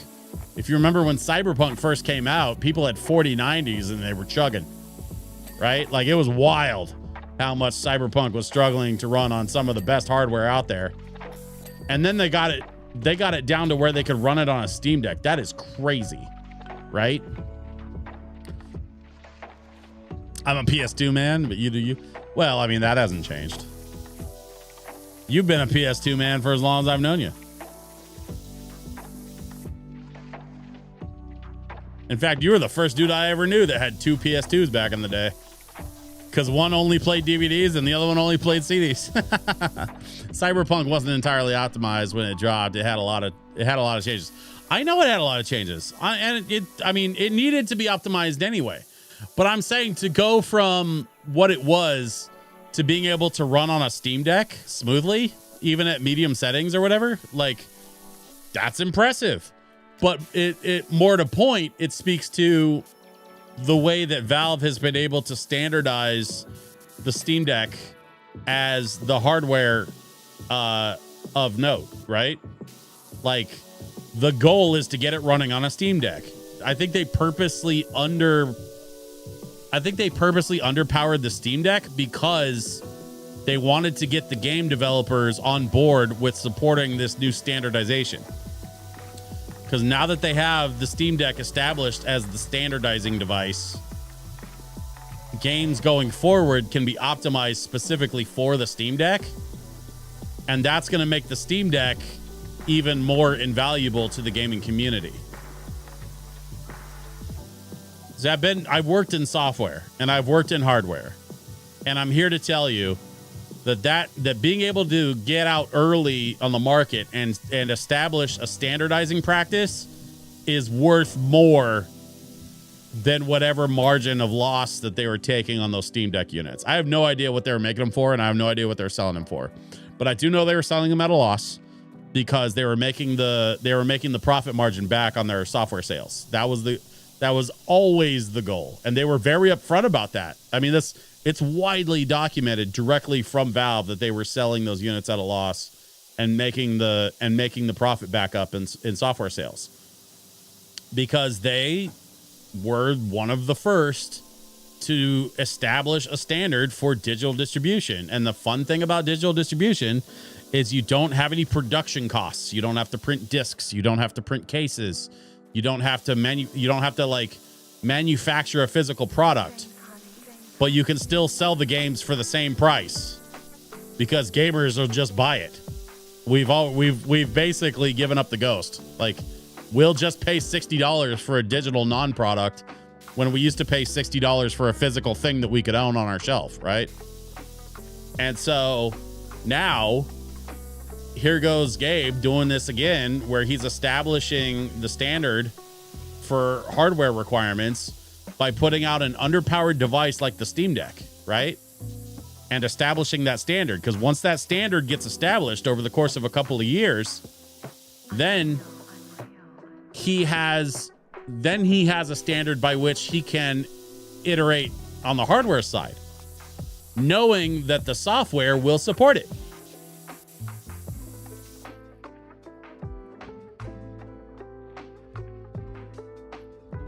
I don't think the deck verification is important as proving that Proton can actually work at scale. No. That's just it. That's just it. I mean, all of it is important. Getting Proton to work at scale is important. All of it is important. But I think what a lot of folks don't realize is how important that verification is when it comes to establishing a standard. Because what we've seen in the tech industry over the last 40 years is that once you establish a standard, you own the market.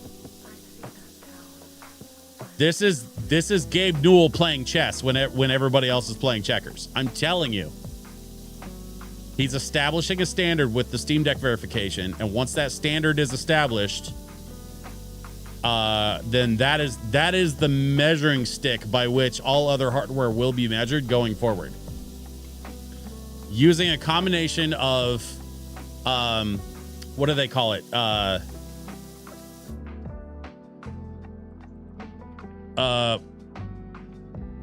Is it FSR? The frame generation? The AI assisted frame generation? Where you can run higher resolution frames at a higher refresh rate with basically AI interpolation.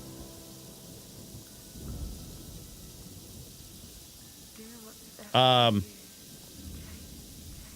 can't remember what NVIDIA calls it. It's like their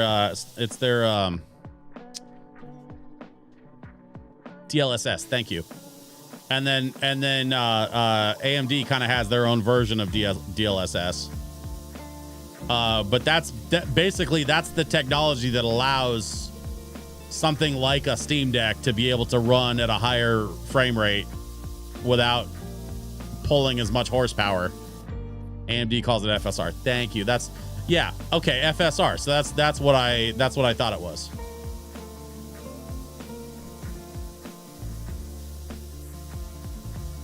Because the Steam Deck uses AMD APUs. I think it's a Ryzen based APU. And they said that all the new hardware, like the new headset, is going to be using a combination ARM processor and a modified AMD GPU. And the Steam machine is actually going to have it's another AMD CPU, like it's a modified, like it's a custom modified AMD CPU, and it's going to have discrete graphics, and it's a modified AMD graphics chip that they said it should be about equal to a 7600. They're running Linux. NVIDIA has a fraught relationship with the Linux kernel. Well, yeah.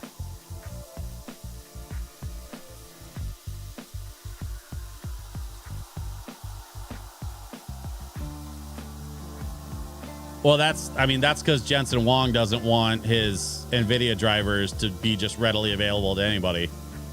Because for some reason, he thinks it's important to lock down access to their drivers behind their own app or whatever. I don't know. I do kind of, that is one, like, if I'm going to get a little old man yells at cloud for a second, that is one thing I miss from the old days of computers, when you could just pop in a piece of hardware and install the driver. Now you have to install an app, and you have to turn off the, AI, and you have to decline the marketing emails, and you have to, like, there's all this bullshit you have to go through just to install a driver to get your video card working. And then half the time it doesn't even work, because as soon as they put out a new driver, all your software updates to the new driver, and then you have to install the new driver because the old one stopped working all of a sudden, even though it was working fine yesterday.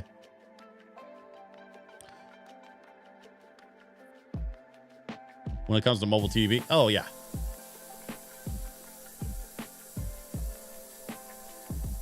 Well, yeah, and frankly, the Steam Deck had a lot to do with that.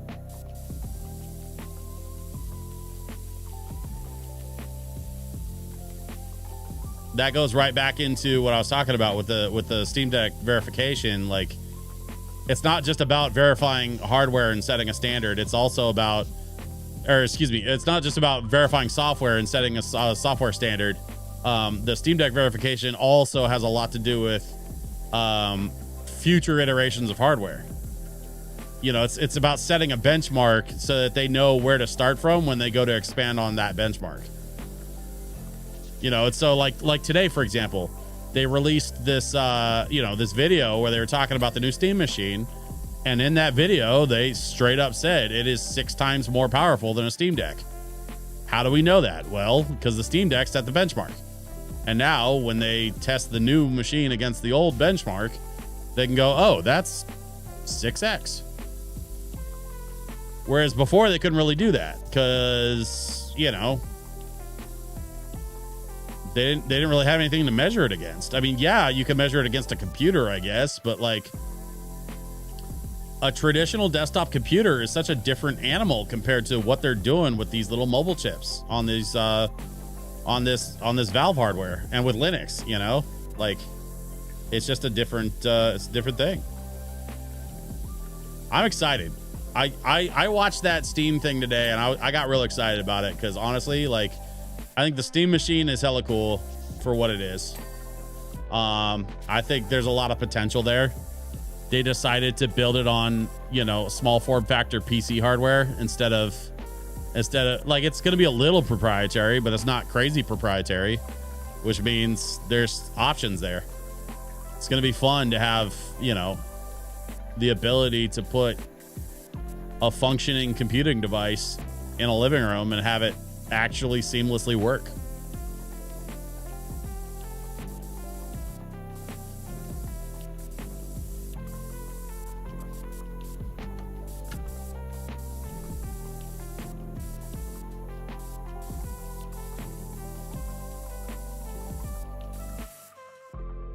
Also, it's a repair technician's dream. Yeah, right? It's so easy to just pop that thing open. In fact, it's literally designed for it. Like you can just pop the front right off of it, and you can change out the front for like different, like you can do different front plates for like you know, different designs. It can match your aesthetic in your living room. Or I saw somebody had like a wood panel. Somebody else had there's somebody that was showing off like an e-ink display on the front of their Steam machine, but they said that wouldn't be available for sale. So it might have been like just a demo thing, or possibly like a future third-party thing where they build a display into the front panel of the Steam machine. I could see that happening.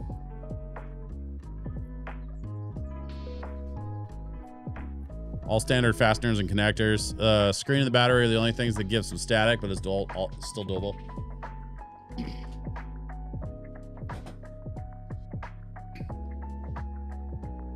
I wasn't terribly interested in the new controller until I saw it in action. I'll be honest with you. I was kind of on the fence about the new controller until I actually like properly saw what they were doing. That thing does look pretty sick, and I like the little puck, the little charging puck. One of my favorite things. I use a 8BitDo Ultimate 2. No, this is the first one. This is the 8BitDo Ultimate, not the 2. This is the first gen.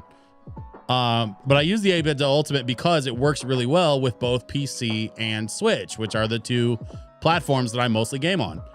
So I can use one controller, just flip a switch in the back, and I can go from PC to Switch, back to PC very seamlessly.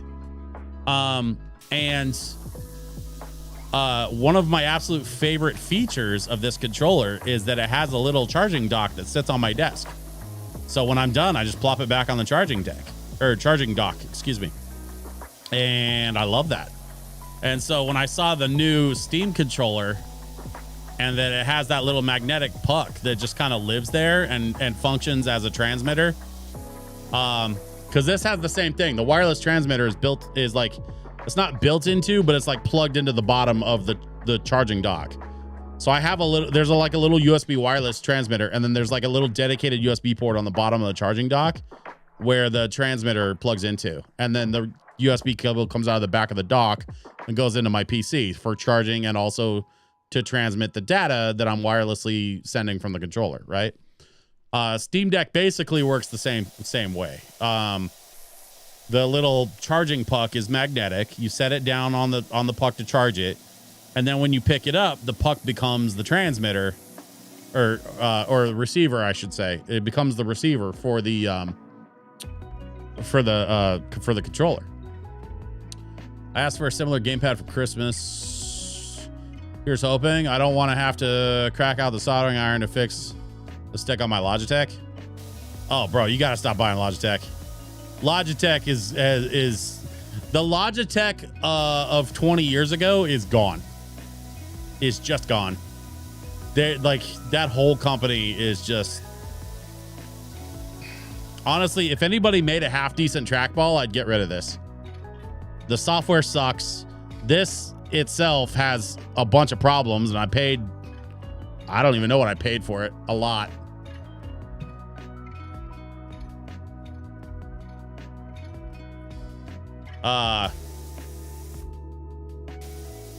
It's the MX Ergo. So it's like an $80 trackball or something, which is way too much to pay for a trackball. But I wanted a nice trackball, and honestly, like nobody else really makes one that nice. But yeah, I would never use a Logitech controller like ever. Get you something with Hall effects, man. Try get you a 8-bit dough with a nice set of Hall effect sticks and Hall effect triggers. That thing will last forever.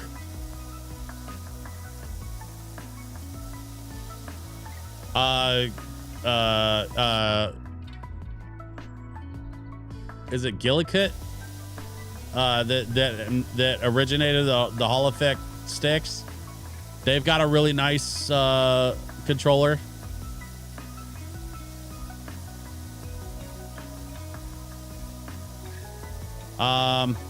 Actually, you know, there's a new company that was founded by a bunch of the guys who used to work for Harmonix. And they're called Cracked, and they're making guitar controllers for Rock Band and for Clone Hero and for Fortnite Festival. But they also have like standard gaming controllers, and they do a great job. A friend of mine has one of their like regular controllers. The Crack stuff is really, really nice. The GameSir G7 Pro, dude, I have a GameSir. I actually bought the GameSir G8 Plus. I have a GameSir G8 Plus, and I've been wanting to buy a tablet for it so that I could do wireless cloud gaming for Xbox Live on my tablet. I don't have a tablet yet. I bought the controller thinking I was going to buy the tablet, and then I didn't buy the tablet.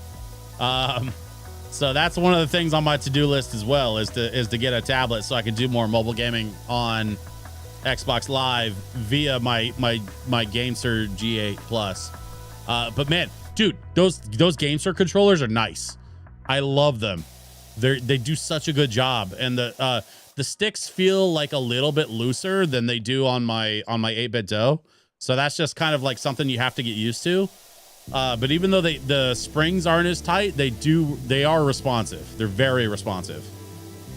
So it's not really a flaw per se. It's more of just a design choice that I'd have to get used to. But it's a small price to pay.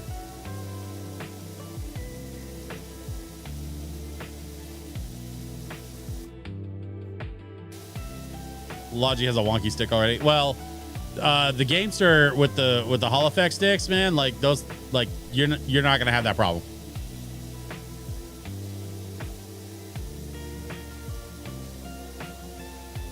I'm used to a lot of travel. Yeah.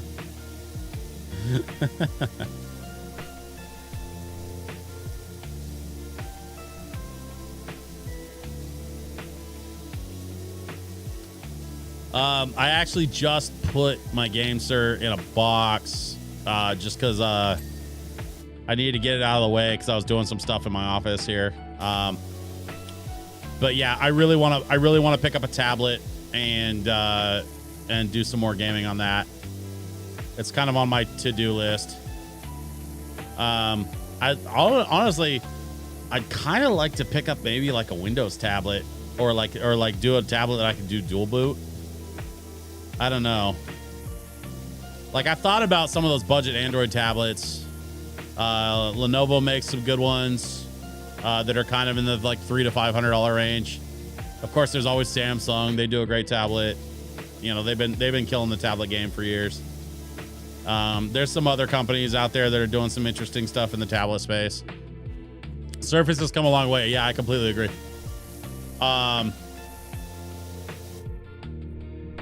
You know, I was a Lenovo tech. Yes, I think we've talked about that. I'm a big Lenovo fan.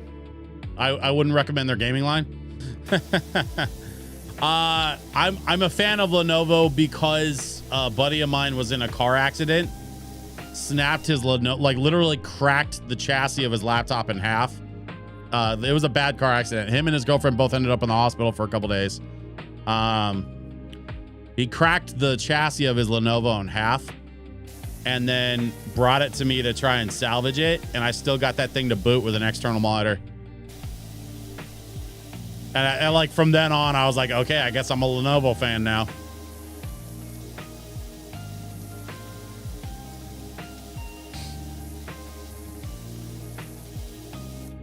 You don't like their Legion stuff, or is it their cheaper lock stuff? because they have a couple of gaming lines.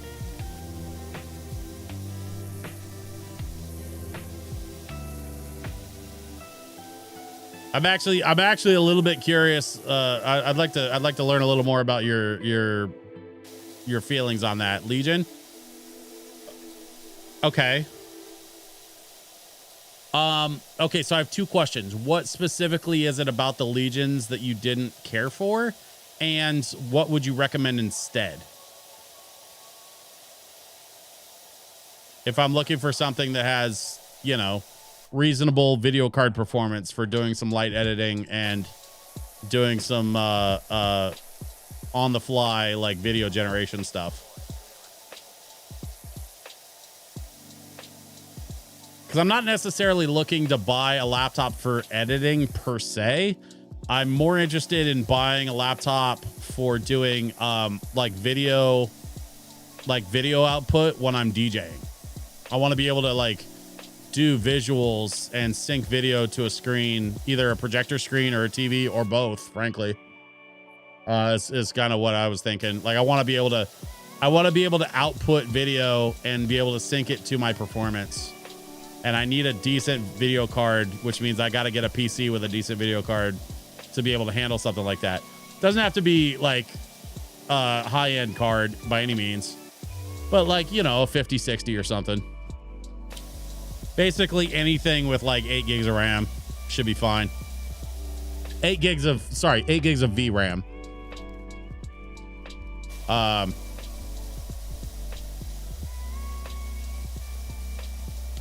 I don't love plastic chassis. Like I'd prefer an aluminum chassis, but you know,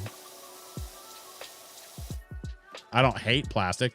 I guess it's getting a little better, but the Legions used to be built to look appealing to gamers, not to be well built, if that makes sense. Oh yeah.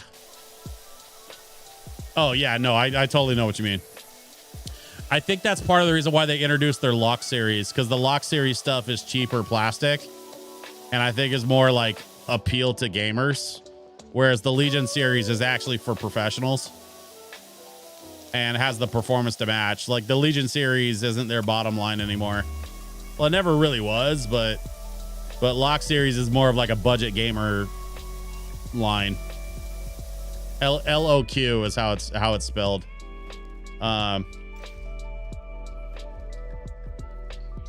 Wait, what are we doing here? Hang on. Oh, okay. You know what? Let's get out the soap.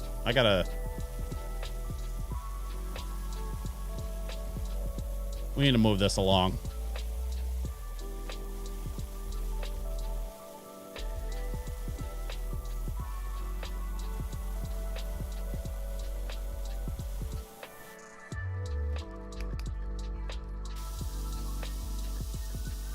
They did have some gaming focused models that weren't Legion. Oh, okay. Yeah.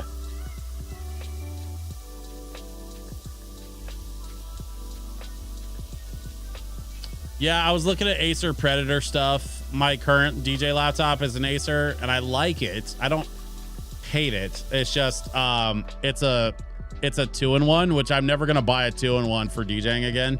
That was a mistake. By the way, here's that scaffolding I was talking about with the window thing. So I can sit in it and I can just kind of lift myself up. I can position side to side, which is kind of awesome. So we can go all the way to the top.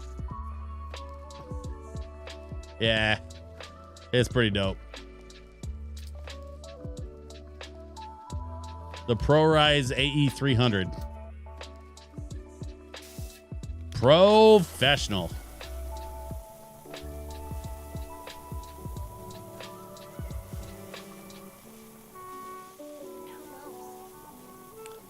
I don't know why, but this track makes me want to eat ramen.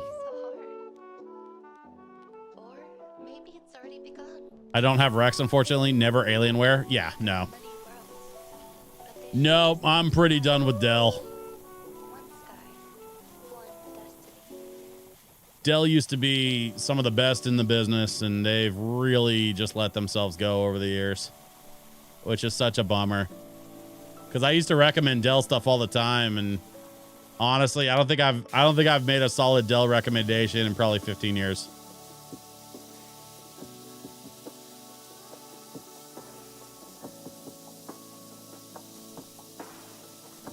For some reason, all these big companies, they just eventually turn a corner where profit becomes more important to them than making a product that is sustainable to a client base. And so they just stop caring about making good products, and all they care about is making profit. And it's, you know, I know it's business. I know businesses have to make money, but like, you know, once you kind of turn that corner, there's no real going back. It sucks.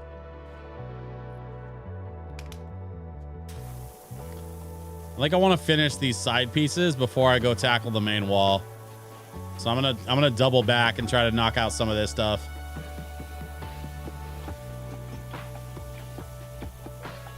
Oh, look at all this crap on the ground. I completely missed all this.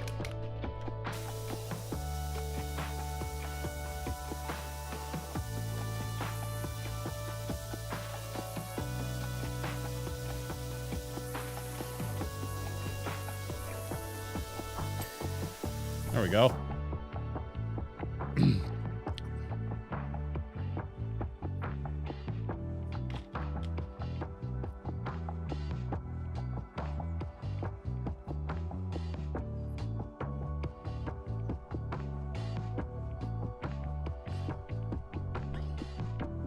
Nah, I used to do a lot of work on Dells in the late 90s and early 2000s. I mean, they were solid machines. I used to recommend Latitudes for people wanting a reliable notebook, but then whoever designed their XPS lines took over Latitude. Yeah.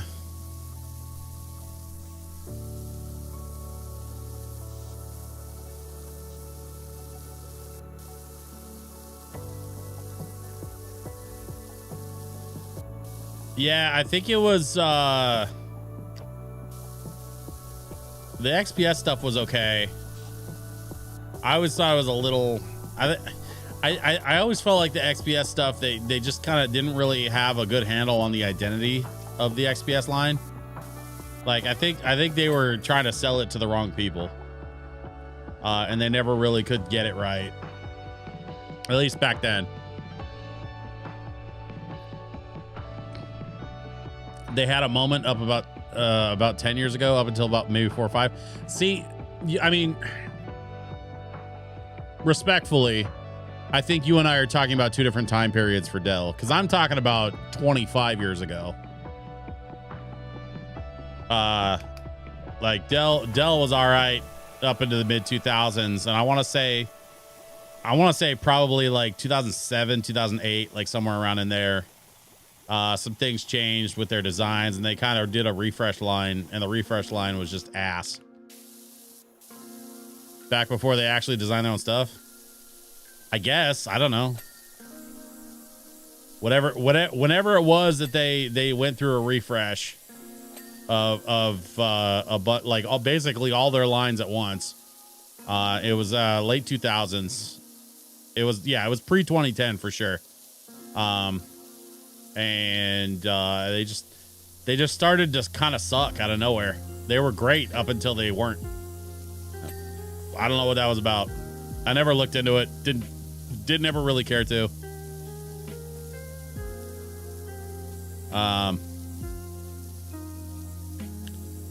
But you know, like my dad used to see Mike Dell at the conferences and shit. Like,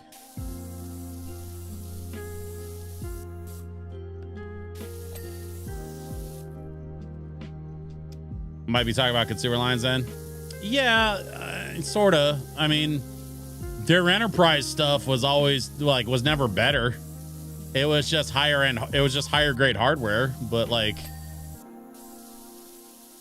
the enterprise Dell stuff was always funny to me, because like it was literally just beige box Dell computers with like it was like ECC registered processors and shit.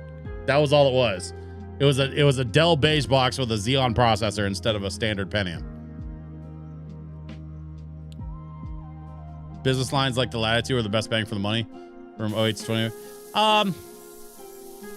See, I would disagree with that. I think that the IBM and the and then later when the ThinkPad line got bought by Lenovo, and Lenovo kept the ThinkPads going. Like I honestly thought those were the best, for at least for business needs. Like I would have gone with the ThinkPad stuff over the Dell stuff probably anytime after 08, 09.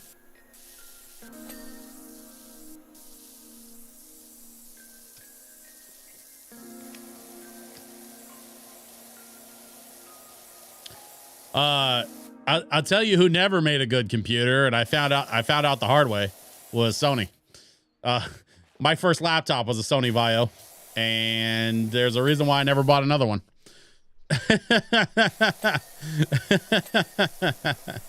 Man, I had a friend that had a Sony Vaio desktop, and actually, well, you know, Eliz. She had a Sony Vaio desktop, and I tried 3 or 4 times to get that thing working right, but there was some problem with the motherboard, and of course it was completely proprietary, so I couldn't just swap it with another ATX board. Man, those Sony Vaios were just awful. And I only, like, I can confidently say that because my first laptop was a Sony Vaio Celeron 333 megahertz with 32 megabytes of RAM and a 6 gigabyte hard drive.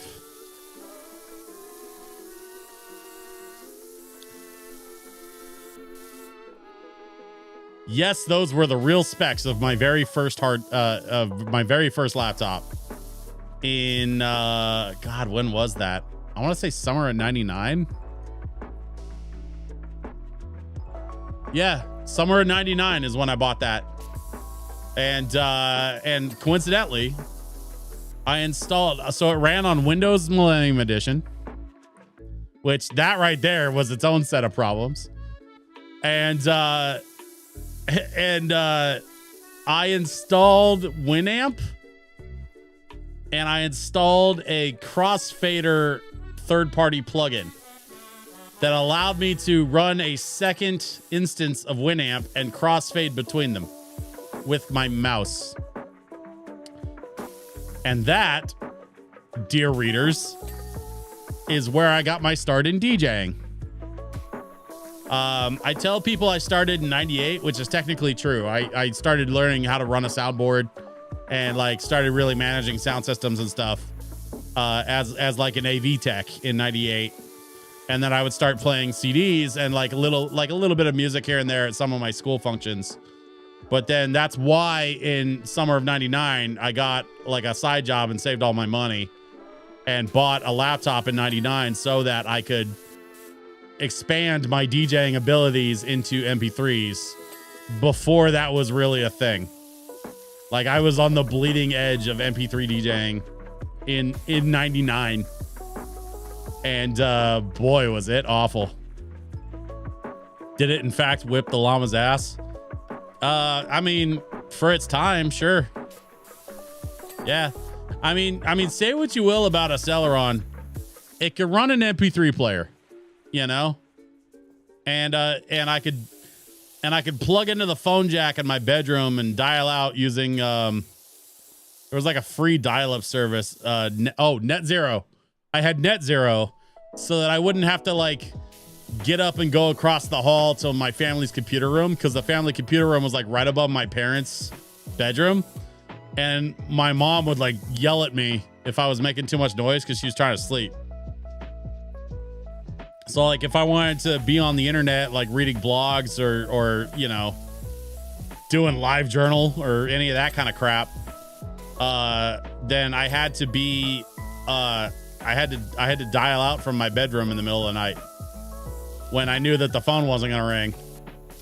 But then like if somebody tried to call the house, they would probably get a busy signal. So like, God forbid there was any like emergencies or something that actually required attention, and the phone didn't work because I was too busy on the internet doing internet stuff.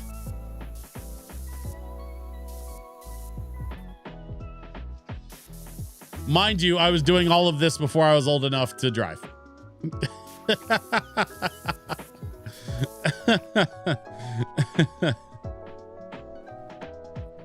I don't even think I never had a Friendster account. I didn't even know what Friendster was. And Like, honestly, LiveJournal, actually, Pedicabo, you'll remember I was so opposed to MySpace. I think, in fact, I think you're the one that talked me into getting a MySpace account. And part of the reason why I was opposed to MySpace was because of LiveJournal and some of the sort of bad experiences that I had with drama on LiveJournal, and like some of my friends in high school that ended up not being friends, and like I don't really like talking about it. It's kind of shitty, but long story short, LiveJournal is the reason why I wasn't real excited about MySpace when everybody else was. And then Pedicabo, I think you're the one that convinced me to get a MySpace page so that I could post my photos and stuff, because I was doing a lot of photojournalism stuff in college. When you and I met, I was taking a lot of pictures.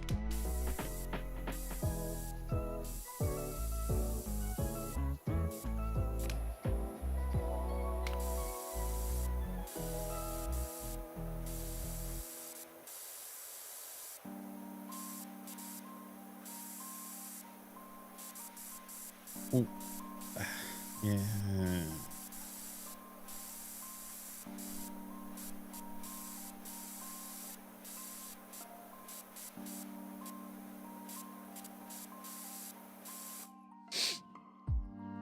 I also got everyone going on Facebook, I believe. That was back when you needed an EDU email. I learned years later that I introduced Reverend Bendo to 4chan. Yeah. Well, I think you introduced Reverend Bendo to a lot of things. That kid was so sheltered.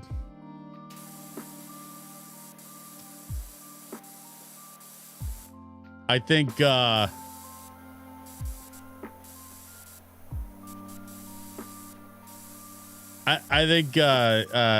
think he was pretty sheltered before he got to college, and then we fixed that. Never got him to smoke herb though. Well,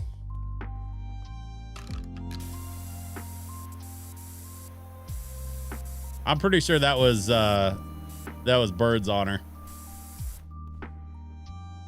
or at least it was supposed to be.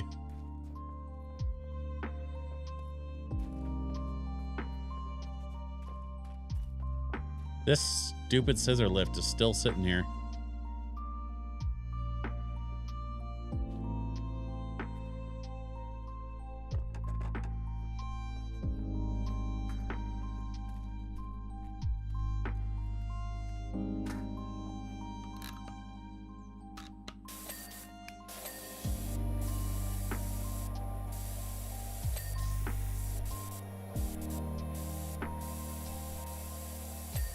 That was either Bird or Sam. I mean, it might have been Sam. I hope Sam's doing all right. Man, I haven't heard from that guy in a while.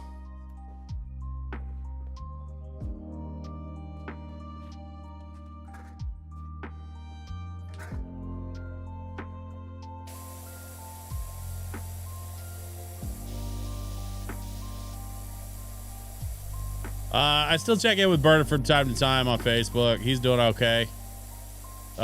He's been seeing this girl for a while now that he met through work, and I believe he's still doing his thing over there as as one of the admin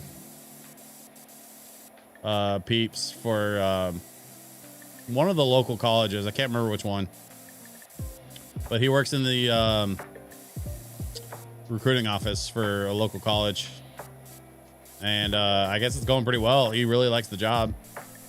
He's been doing it for, I think, a year or two now.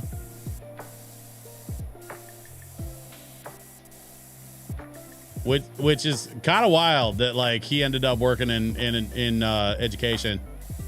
Like, it's not that crazy if you know about his background working with the Montessori school and stuff, but like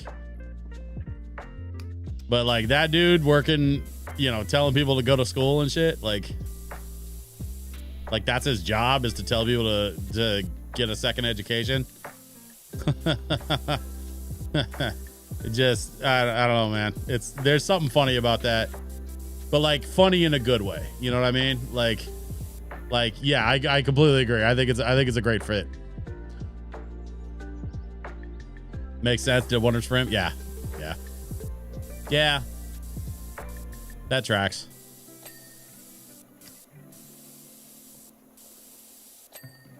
But yeah, I you know, he's doing all right. He was posting pics of his kid. Man, his kid's getting old. That's honestly, that's one of those weird things is when like your friends have kids and then you realize that you realize that this kid that I went and saw in the hospital when he was born is now just about old enough to drive. That's weird to me. I can't get over that. You know what I mean? Yeah. Yeah, kid's a teenager now. Looks just like his dad. He looks like a... Yeah.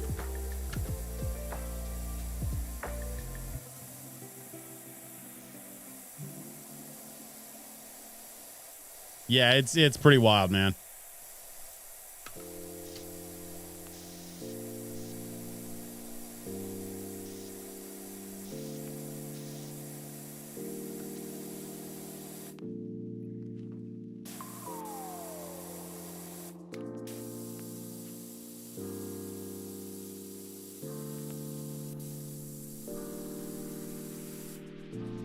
I remember going to their wedding reception with the Reverend.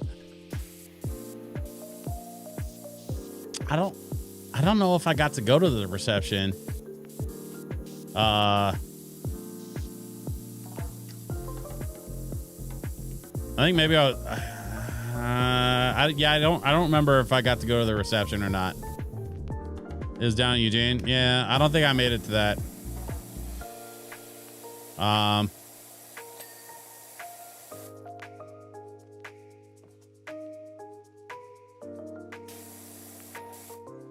It was a fiasco. Jeez.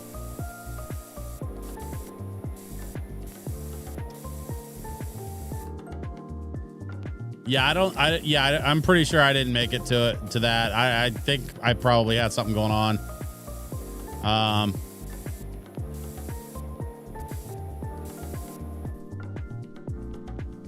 One of her relatives had a seizure in the EMTs. Oh, geez. That's never good.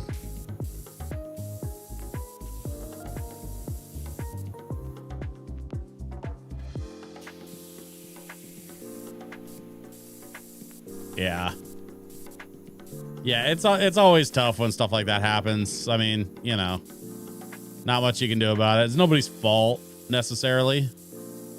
I just hope that person was okay.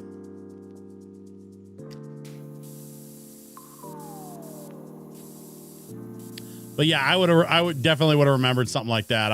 I for sure did not make it to that. Which is a bummer, you know. Where's my boy? But we you know, listen, it's one of those things where like one of the unfortunate sacrifices that I had to make doing what I do for a living, even back in the day, like I had to kind of give up a lot of my weekends and a lot of events that like were otherwise, you know, social events with my friends. Like there was just a lot of stuff that I couldn't make it to. Not unlike now, frankly. Like even now, like I have friends that I wish I could spend more time with and hang out with more often. You know, I'm making a shift into doing more corporate work as a DJ. And I'm hoping that will afford me more time and flexibility to be able to kind of get outside my bubble and spend more time with loved ones and whatnot. But like, that's sort of the reality of life and entertainment is that like, I don't really have weekends. My weekends are my work week, you know. I'm working when everybody else is having fun, and everybody else is having fun when I'm at work. If I'm lucky, they're having fun at my work. But that's what it is to be a DJ, you know.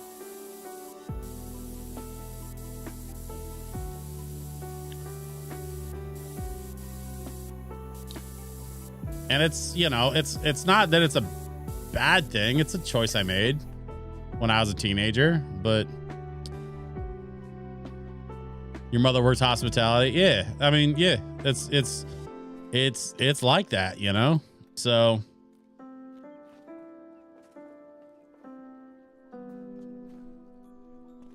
we just keep pushing along, and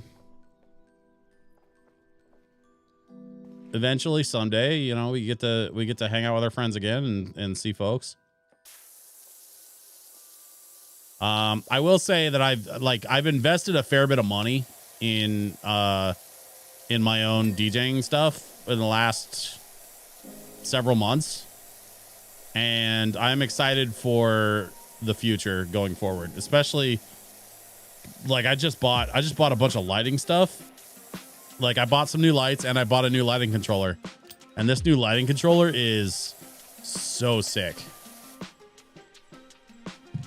She was the manager at the Sheraton at the airport. It was hell on weekends and holidays. That's funny. That's very funny.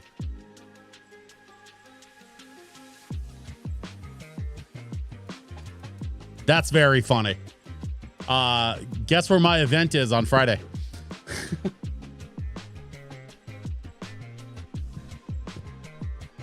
This is the new lighting controller I bought. Well, it's got a lid on it. Yeah, I'm gonna be there Friday, Saturday, and Sunday this week for a 3-day event. Yeah, but this is my new lighting controller. It's got all these buttons. They light up very, very pretty colors. And the software that runs this thing is sick. It will digitally connect to my performance software that for whatever whatever song I'm playing, and it'll actually scan the song and run a real-time light show based on what song I'm playing.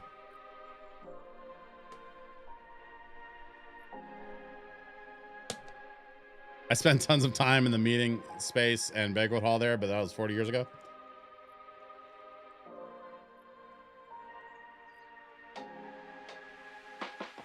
I mean,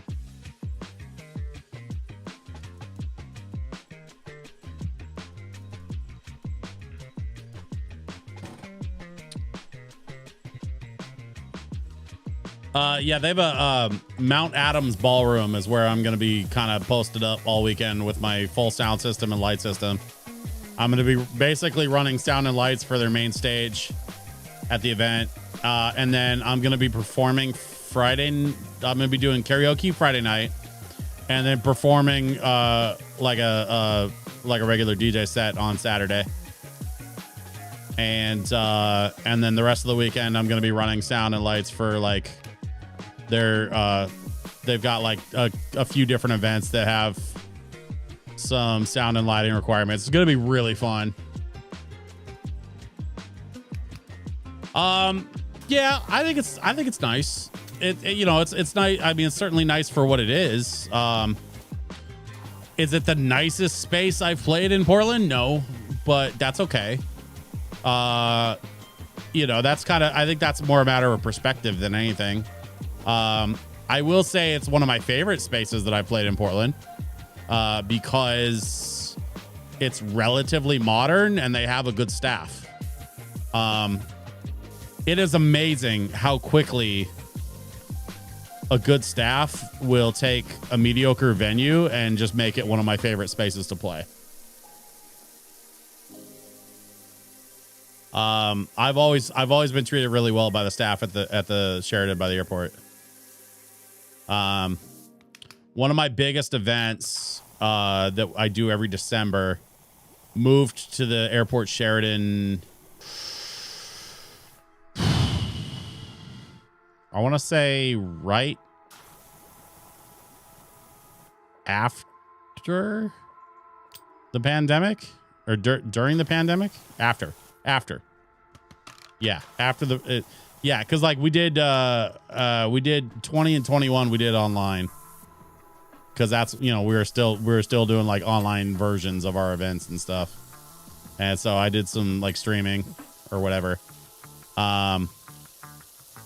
But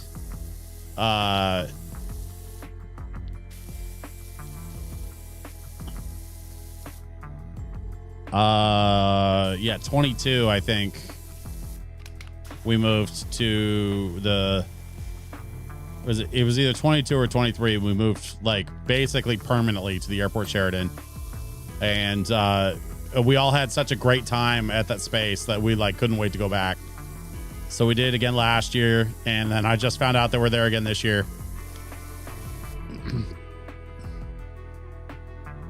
Their restaurant was especially good. They did always have great staff. Lots of my family worked there. Oh, nice. Do you still have family that works there or nah? Mom was one of the first female managers of a big chain hotel. She used to get invited to conferences and stuff. Oh, that's pretty dope. So was she like the general manager of like the whole hotel? She must have been if she was getting invited to things. That's pretty sick, dude. Yeah, GM. That's pretty dope.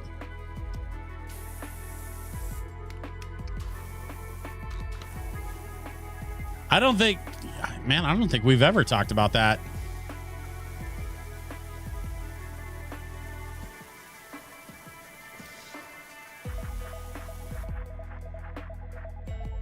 She was good at it, but it drove her crazy. Yeah.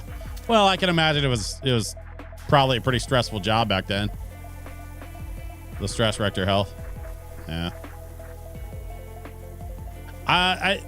Hospitality is one of those industries where modern technology and conveniences have certainly changed the way that we manage,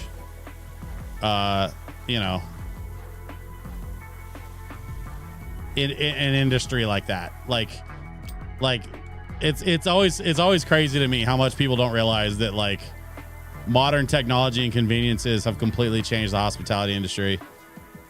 I mean, there's still work to be done for sure, but it's just so wildly different now than it was 20 years ago or 30 years ago. Oh yeah, for sure. When I was a tyke.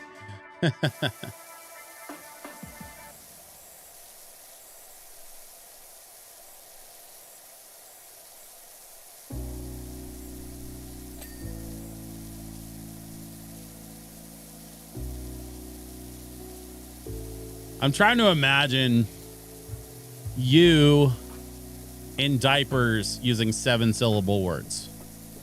Like, for whatever reason, I've decided, Pedacabo, that you would be still in diapers, but using 7 and 8-syllable words that you just learned. Shikun, welcome. Good evening to you as well. My old college buddy, Pedacabo Ego Voss, is hanging out in the chat tonight.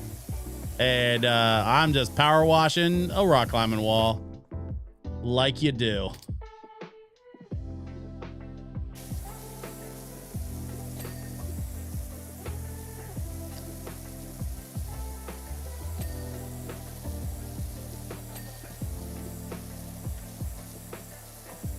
Did I not? I feel like maybe I didn't. Did I not get enough of this? Or did, I thought I got this one already. Maybe. Yeah, I don't know. Maybe I'll come back to it if I need to squirt some more water at it. Nah, I got out of diapers quick. I was a little smart ass though. You? What? No. I don't believe it.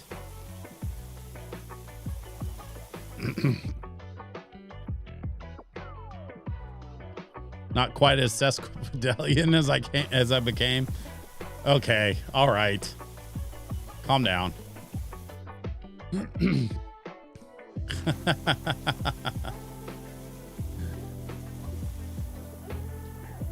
Yes, come hang out on DJ Switch's LoFi streams. You're gonna learn words like sesquipedalian.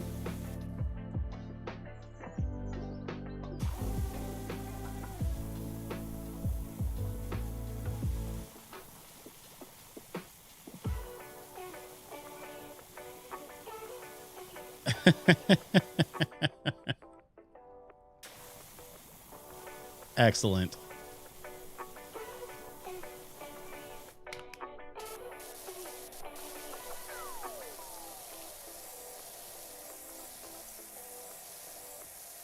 Ah, snap.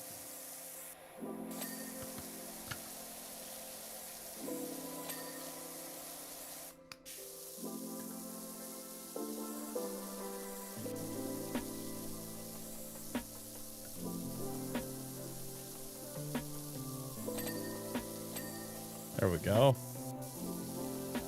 Okay, and then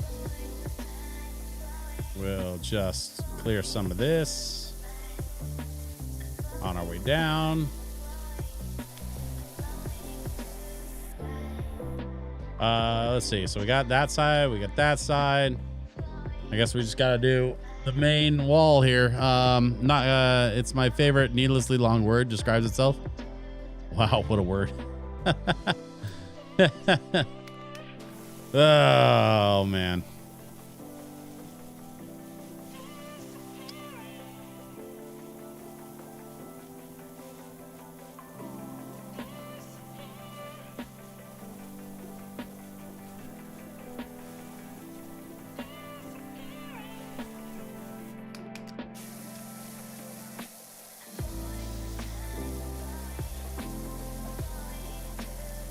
Yeah, you've always been quite verbose for as long as I've known you.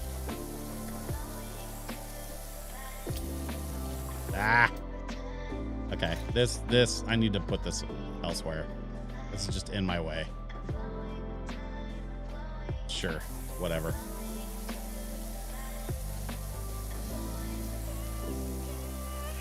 I'll put it back up when I need to get back up to the top part, but for now I'm just gonna get what I can while I'm on the ground. Just seems easier than having to fight with the stupid window washer thing.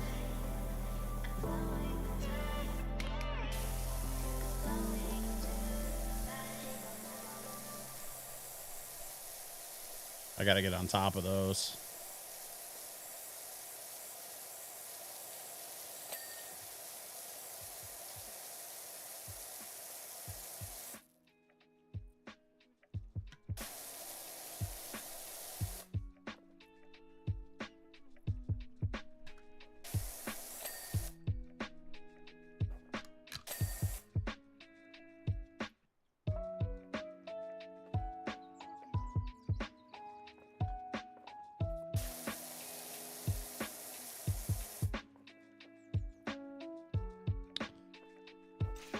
Okay, let's get up there. We're gonna go up here.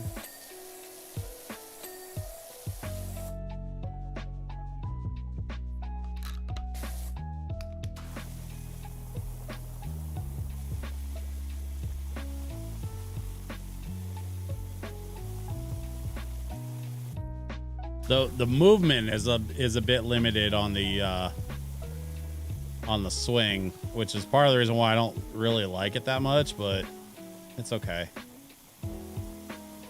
At least it gets me up where I gotta go, you know?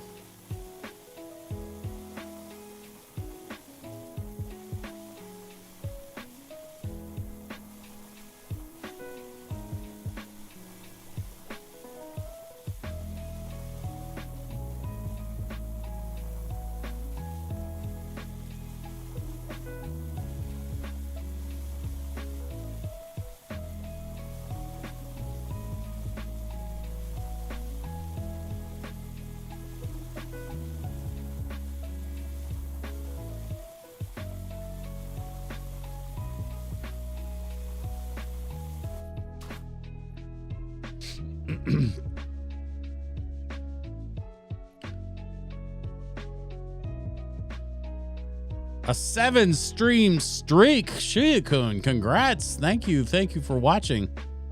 Switch hates efficiency, you see. I don't hate efficiency. I just don't care. We are having chill stream.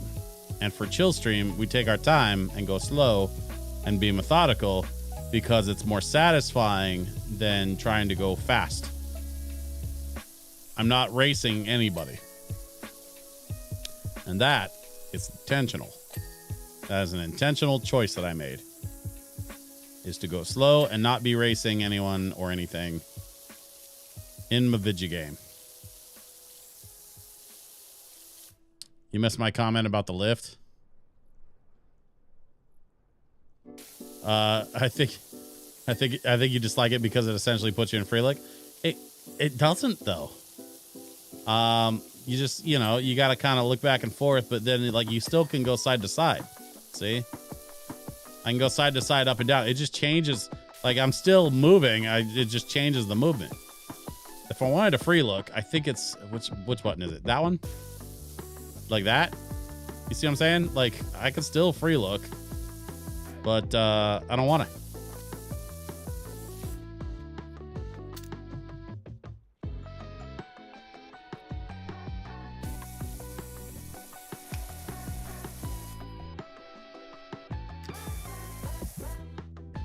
Make sure I didn't miss anything on the way up.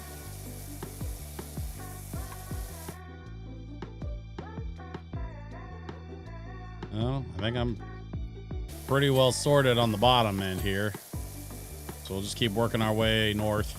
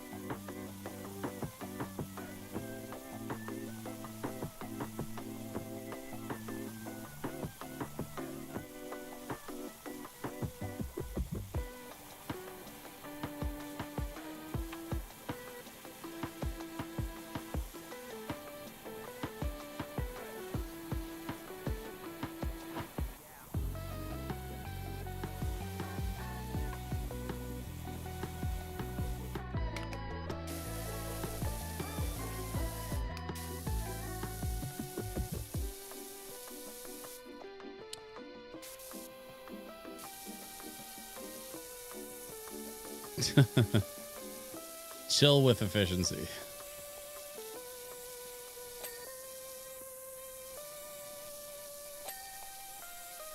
I like it. This is a very efficient chill stream. That's why we play the LoFi. That's why we have the cozy games. We just be out here chilling.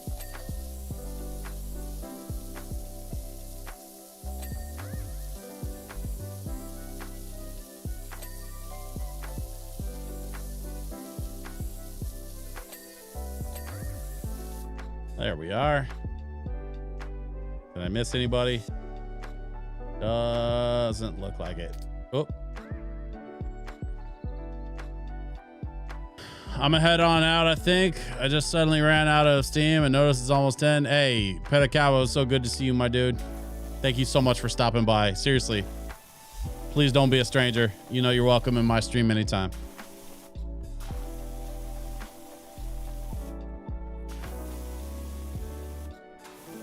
And by the way, I did get your text message. I will respond when I'm not, you know, busy doing all of this. Yeah. Oh, yeah. I beat you to it. Yeah, I saw the text message. I'll get back to you. Don't worry.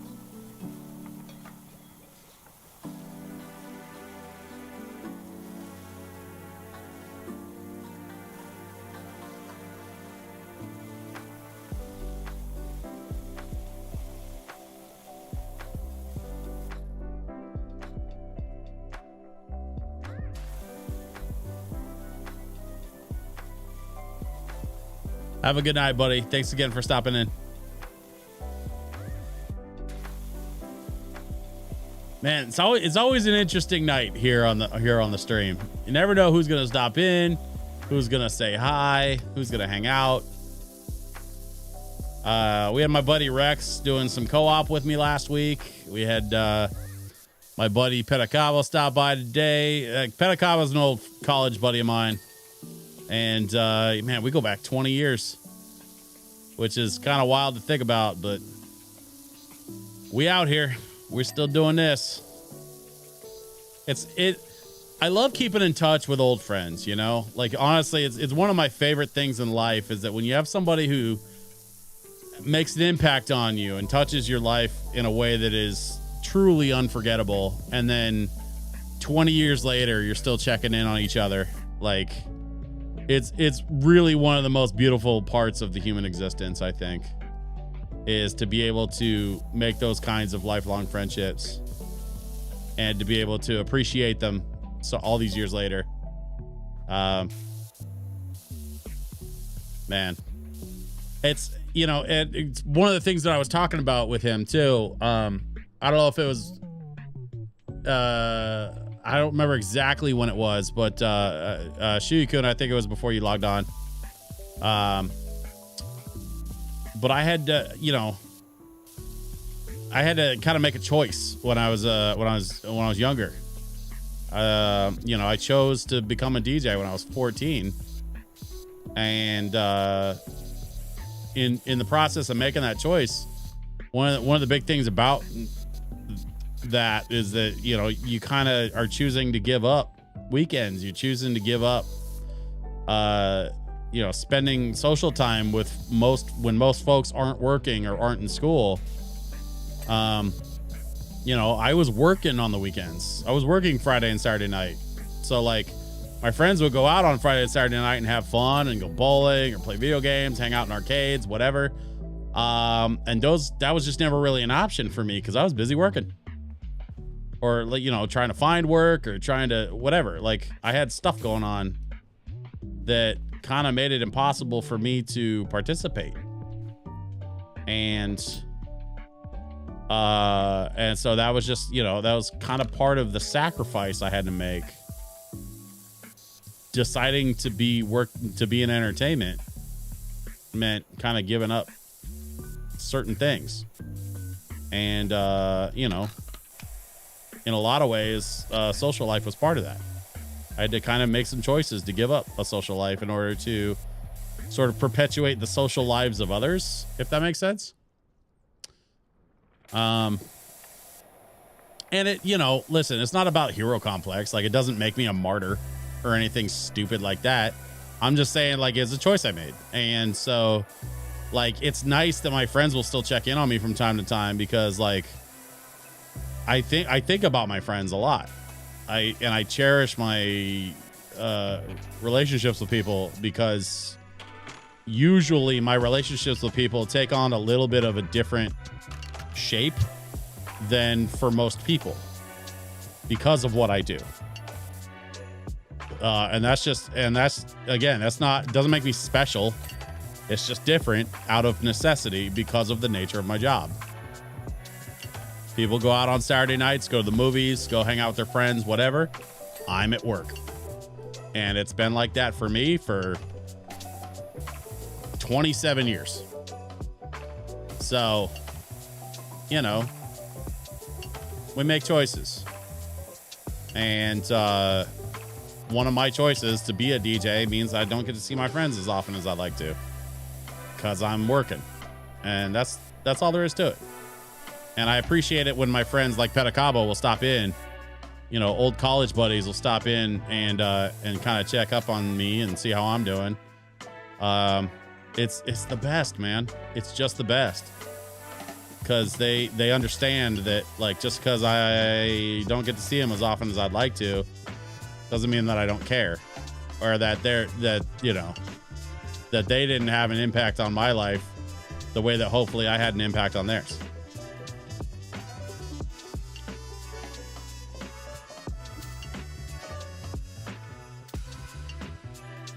Well, we got the top, so I guess now we just work our way back down the other side here.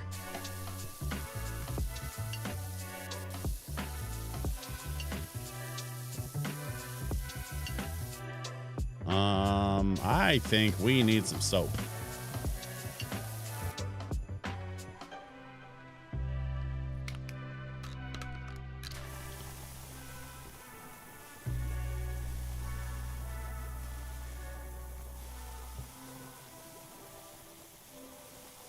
It's a nice reminder, I think, to check in on your friends, check in on your loved ones, check in on your people from time to time.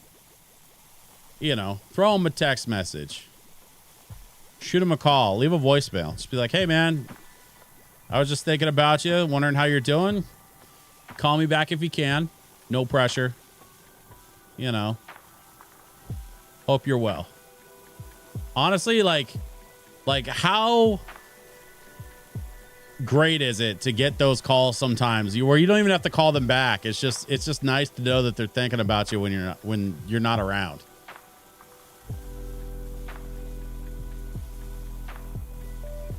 You know, like it's such a privilege, and it's one that I myself am so guilty of forgetting from time to time that like all it takes is a text.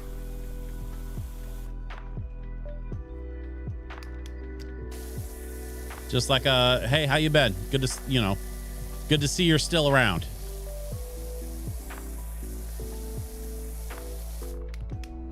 Who was it? I was watching somebody. Oh, you know what? I know what it was.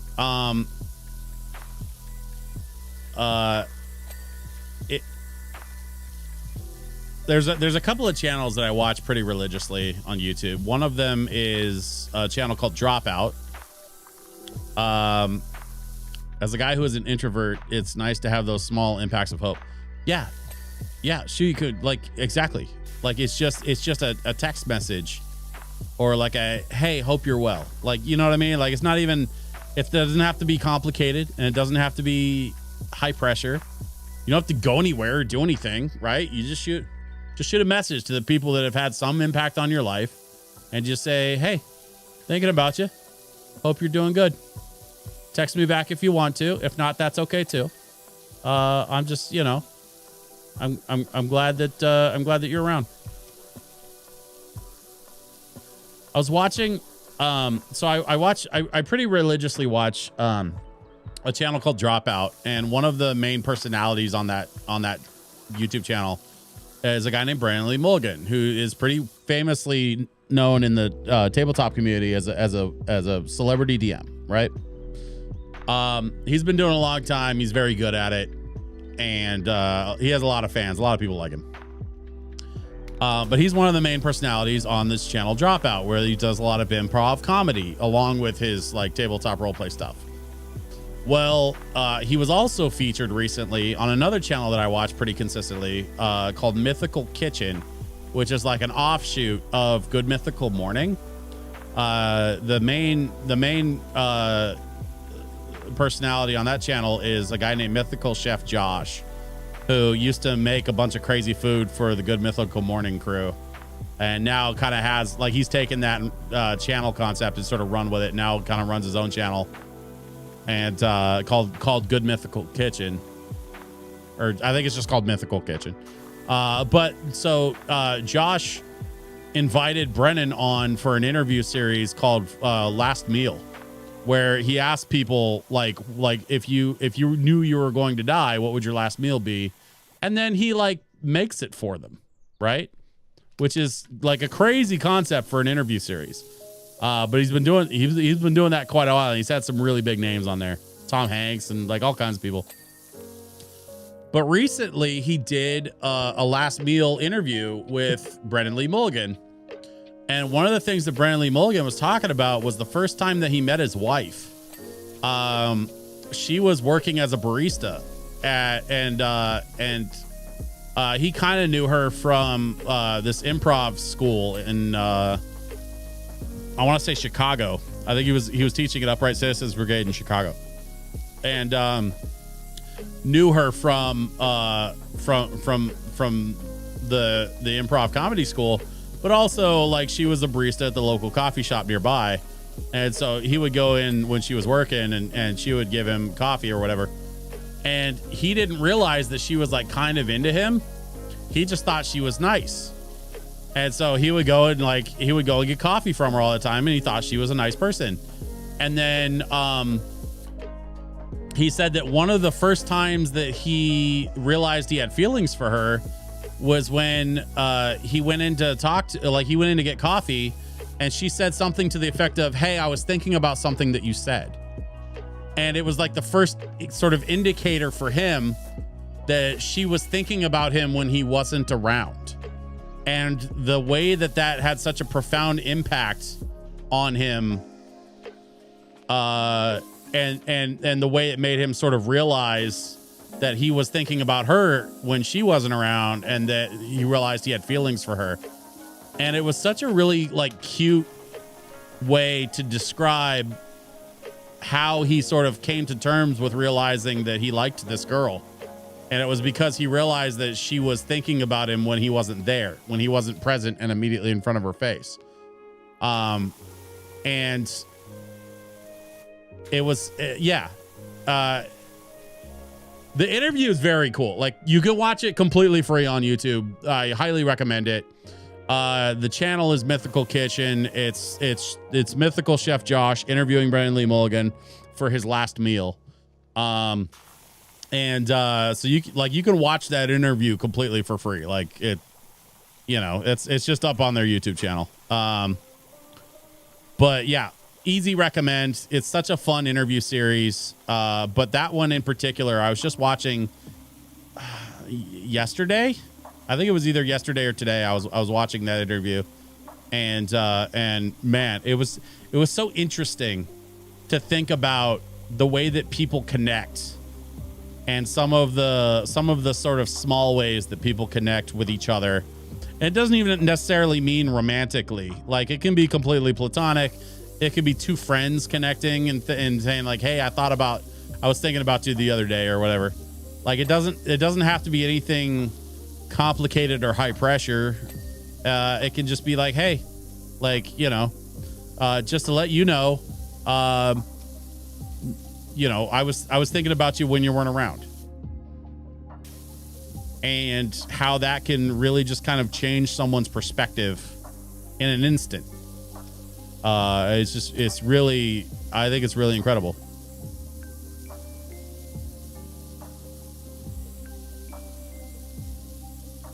That's the kind of stuff that I live for, man. Like, it's a big part of the reason why I wanted to get into entertainment in the first place. I wanted to connect with people, and I wanted to figure out a way to help people sort of forget about their problems for a little while.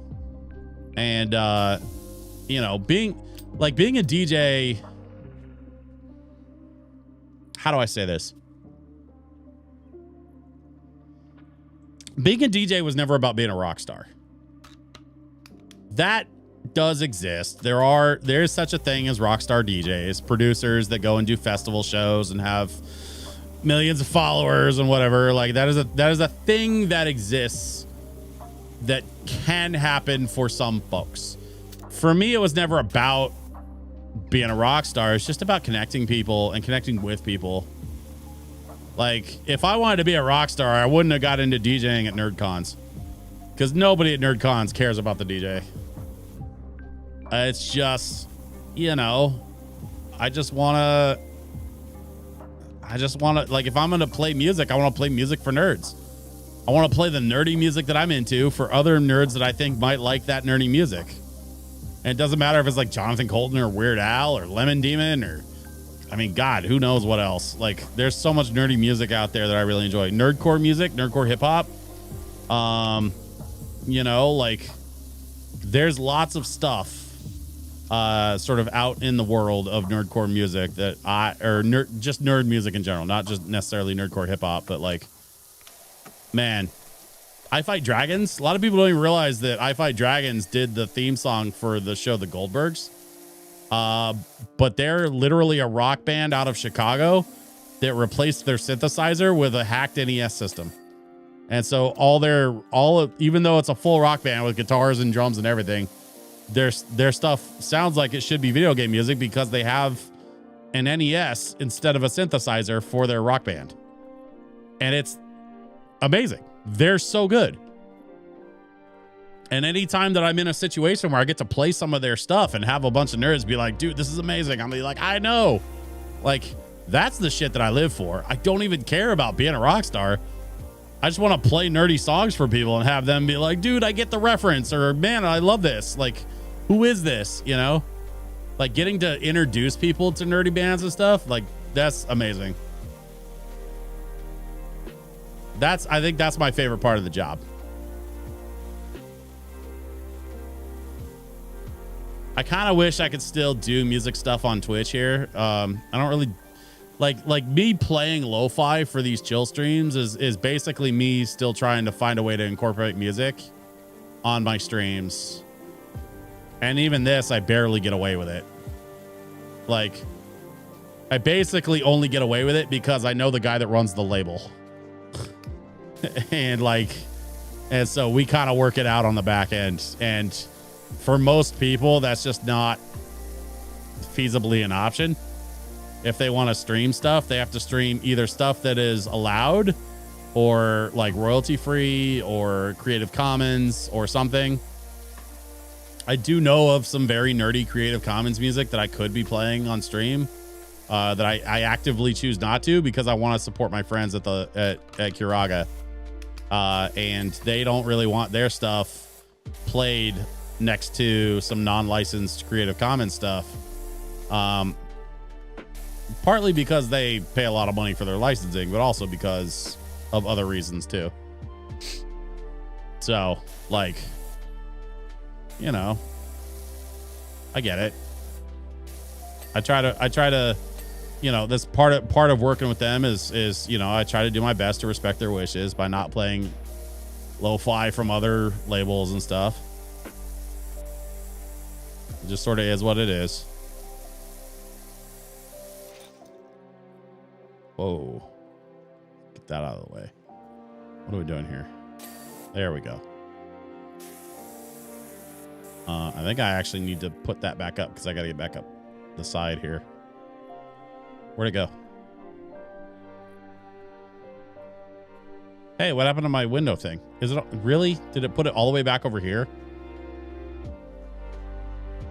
That was stupid.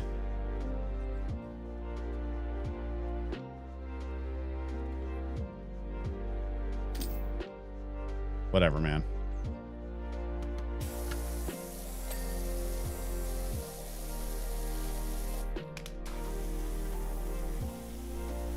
Let's see if we can get the rest of this side.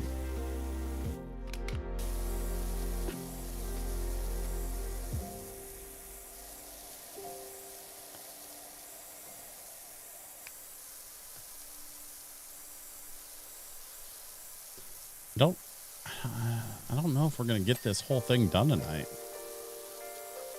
What time is it? You know, I think we can push through. I don't know. Let's go at least another 15 and see where we're at.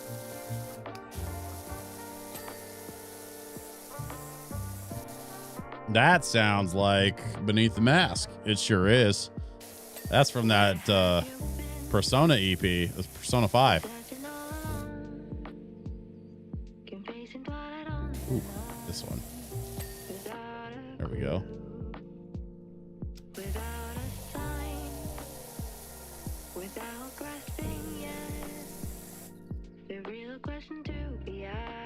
Why is that not?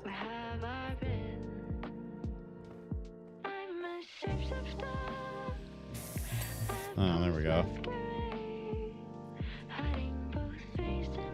Okay.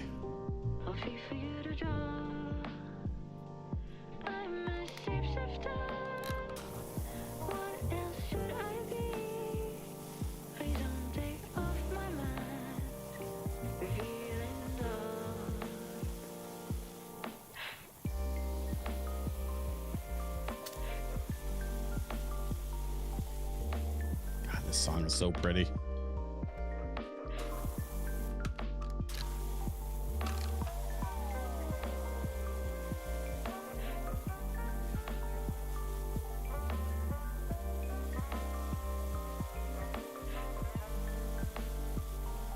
Moments of calm, nothing left to be found. Who is this? Right in front of me is where I find an empty glass, reflecting the sad truth. This telling was not to be told. Daria Cyrene? Is that how that's pronounced? I'm a shapeshifter. Whoever she is, she's fantastic. Hiding both face and mind. Free for you to draw. I'm a shapeshifter. No. Chained up to my No. I don't want to. Please don't take off my mind. My place to hide.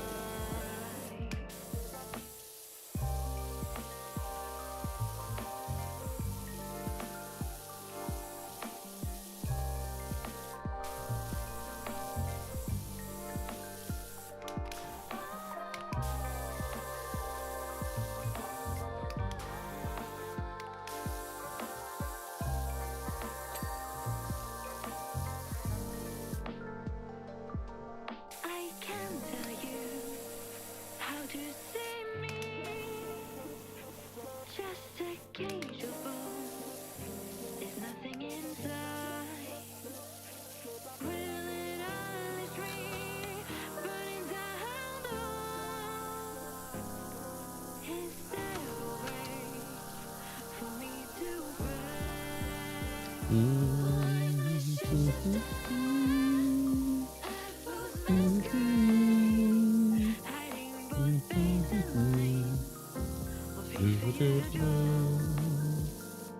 mind. I'm a shapeshifter. Have no face to show. Please don't take off my mind. Mine is gone.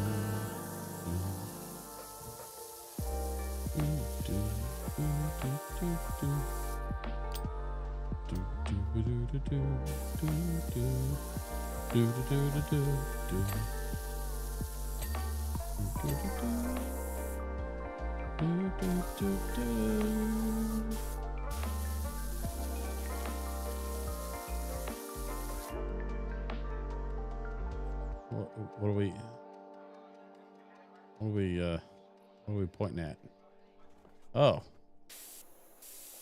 little dragon head. All right. Let's get up here.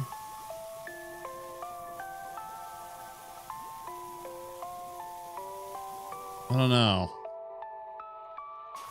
This one's getting close.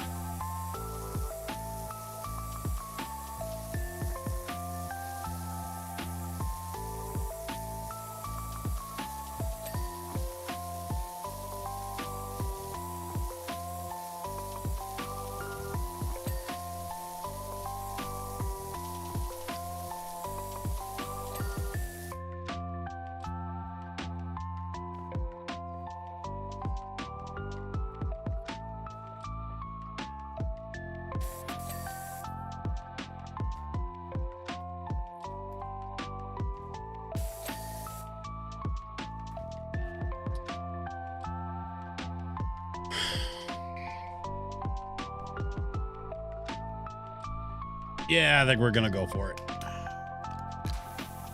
All right, let's all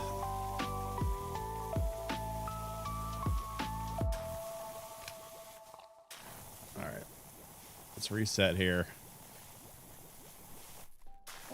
Let's see if we can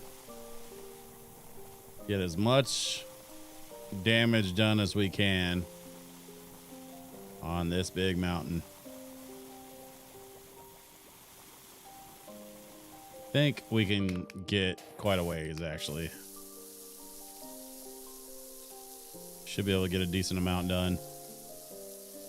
If not finished, I mean, it seems like it's going pretty quick, actually. At this point, it's just the two big sides, right? And then probably like one or two little pieces.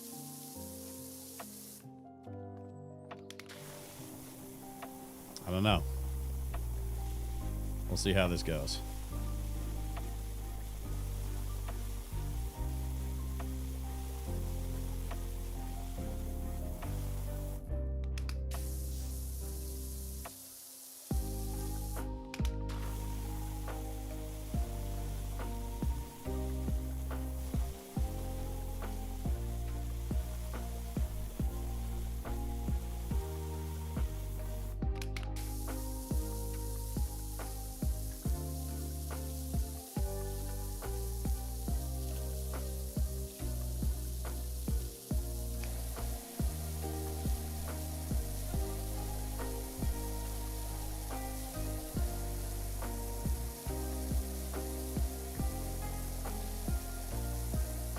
Okay.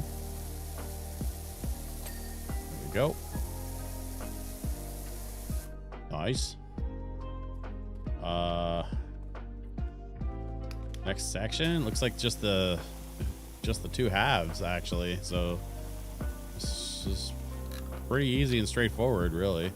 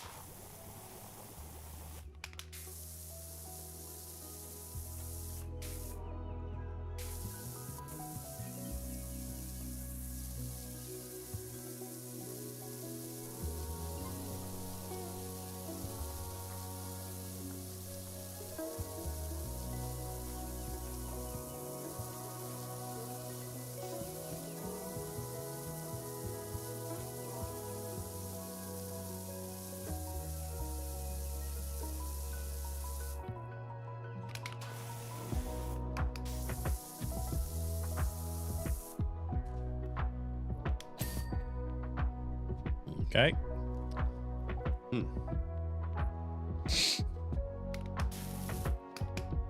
What am I doing? This one.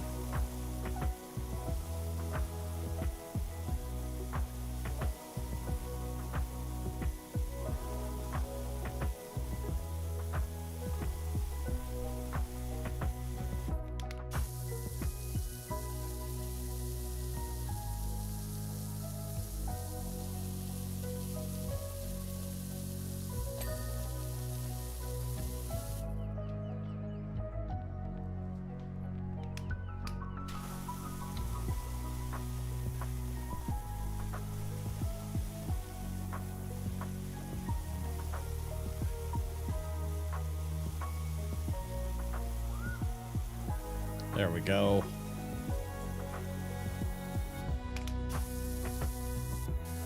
Okay. We are making good progress. I don't know if we need to do both sides tonight. Because it is getting kind of late. The stream's getting a little long on the tooth, as they say. And I've got a lot of work to do, so maybe I don't need to be up too late tonight doing this. I think maybe I'll stop after this section and then we'll finish this up next week. Just as a reminder to those that are still hanging around, I am going to be trying out a new game next week. I'll talk about it more in the Discord. But I've got a new game that my wife really wants me to try, and I promised her I'd try it, but I didn't want to try to set it up for tonight just because I've got too much stuff going on this week. So I might try to set something up for next week, maybe like next Wednesday. Because the other reminder is that I will not be streaming Friday this week because I have an event. So it's just a reminder to everybody, no stream Friday. Unfortunately, I do have an event, which means I won't be able to stream this week on Friday, but I will be back to my regular schedule next week.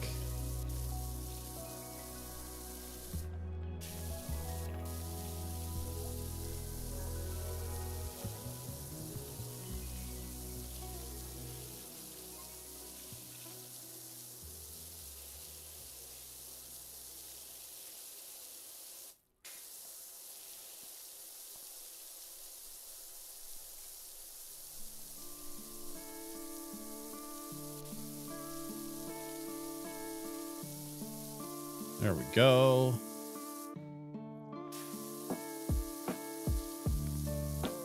Do, do, do, do, do, do, do, do, do, do, do, do.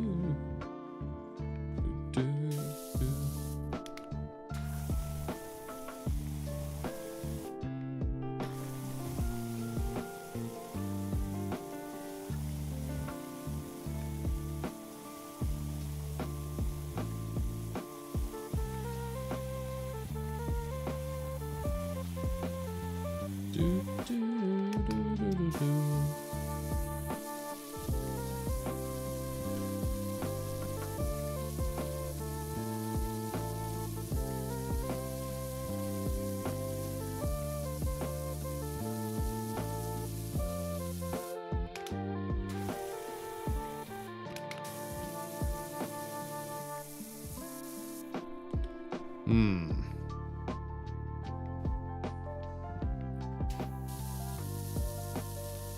There we go. And then this little lip here. Got it. This big purple mountain feels very Grimace. So it's as the kids say, it's giving McDonald's play place. With the orange and red, and then the big purple mountain.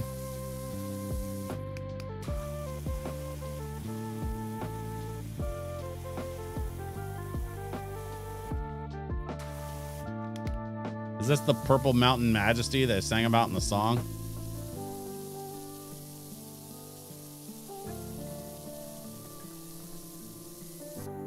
That's a joke for my American friends.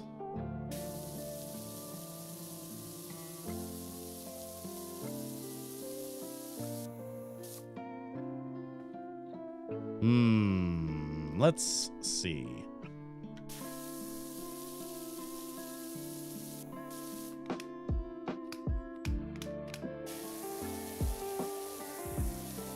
This little ledge here.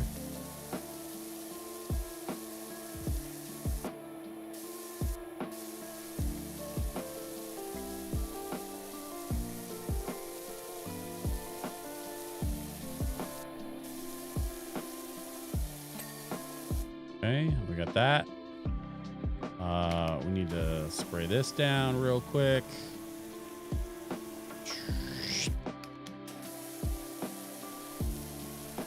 Okay. No problem.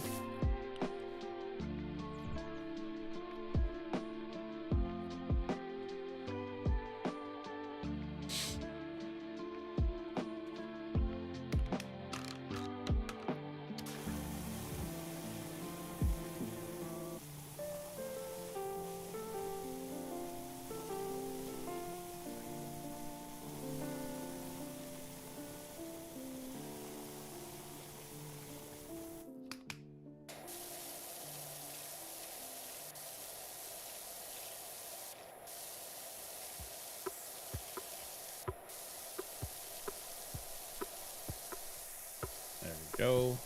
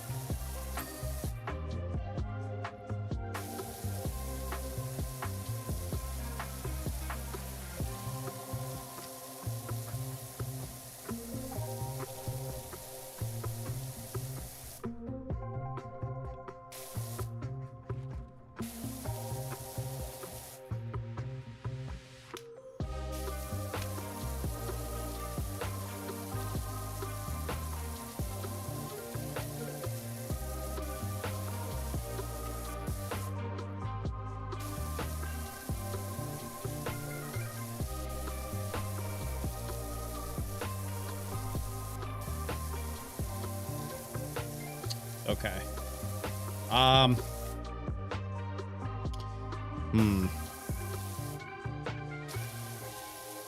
think we'll just finish up this section and call it a night.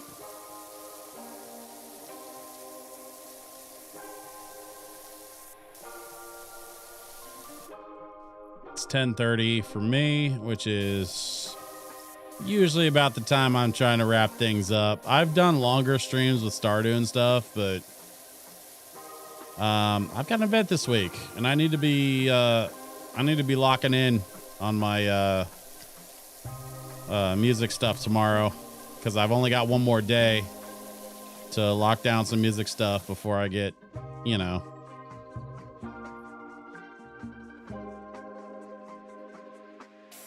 Oh, hello there. Looks like I missed a couple. Okay, we're back up here. Ooh. Look at all them speckles. What else are we missing?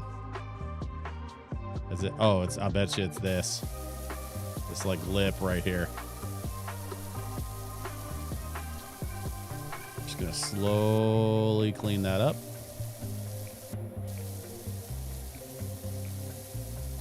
Yep, there it goes. Okay. Yeah, I mean, we still got the other. We got the top half of that side, and then the whole left side to do. But you know what? I'm going to stop there. And I'm going to call it a day.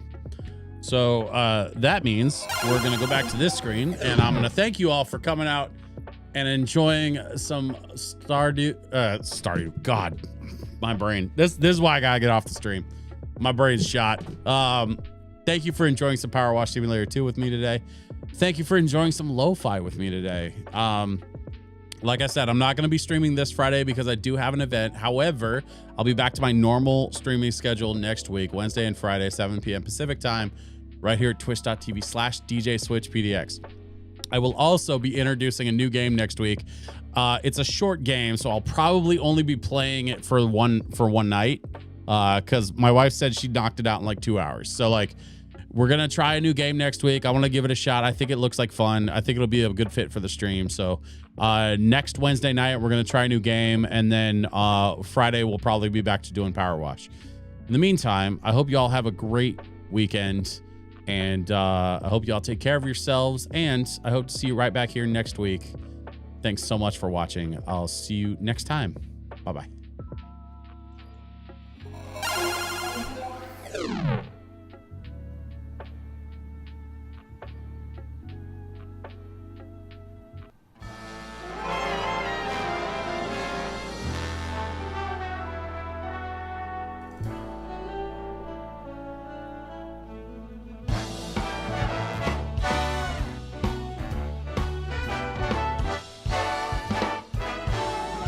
This was a triumph. I'm making a note here, huge success. It's hard to overstate my satisfaction. Aperture science. Do what we must because we can. For the good of all of us, except the ones who are dead. But there's no sense crying over every mistake. You just keep on trying till you run out of cake. And the science gets done and you make a neat gun for the people who are still alive.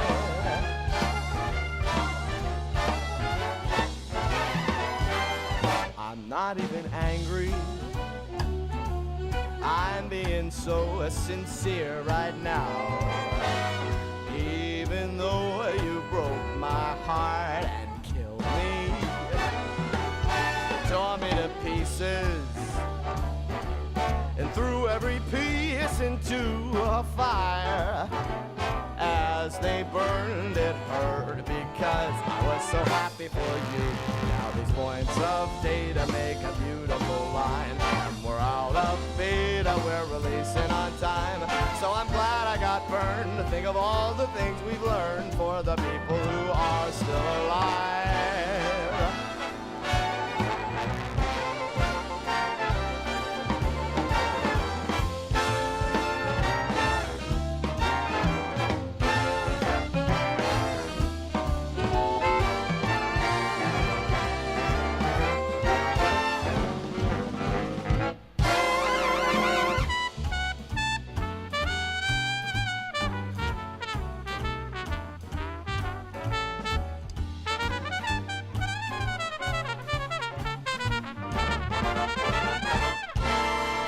Look at me still talking when there's science to do. When I look out there, it makes me glad I'm not you.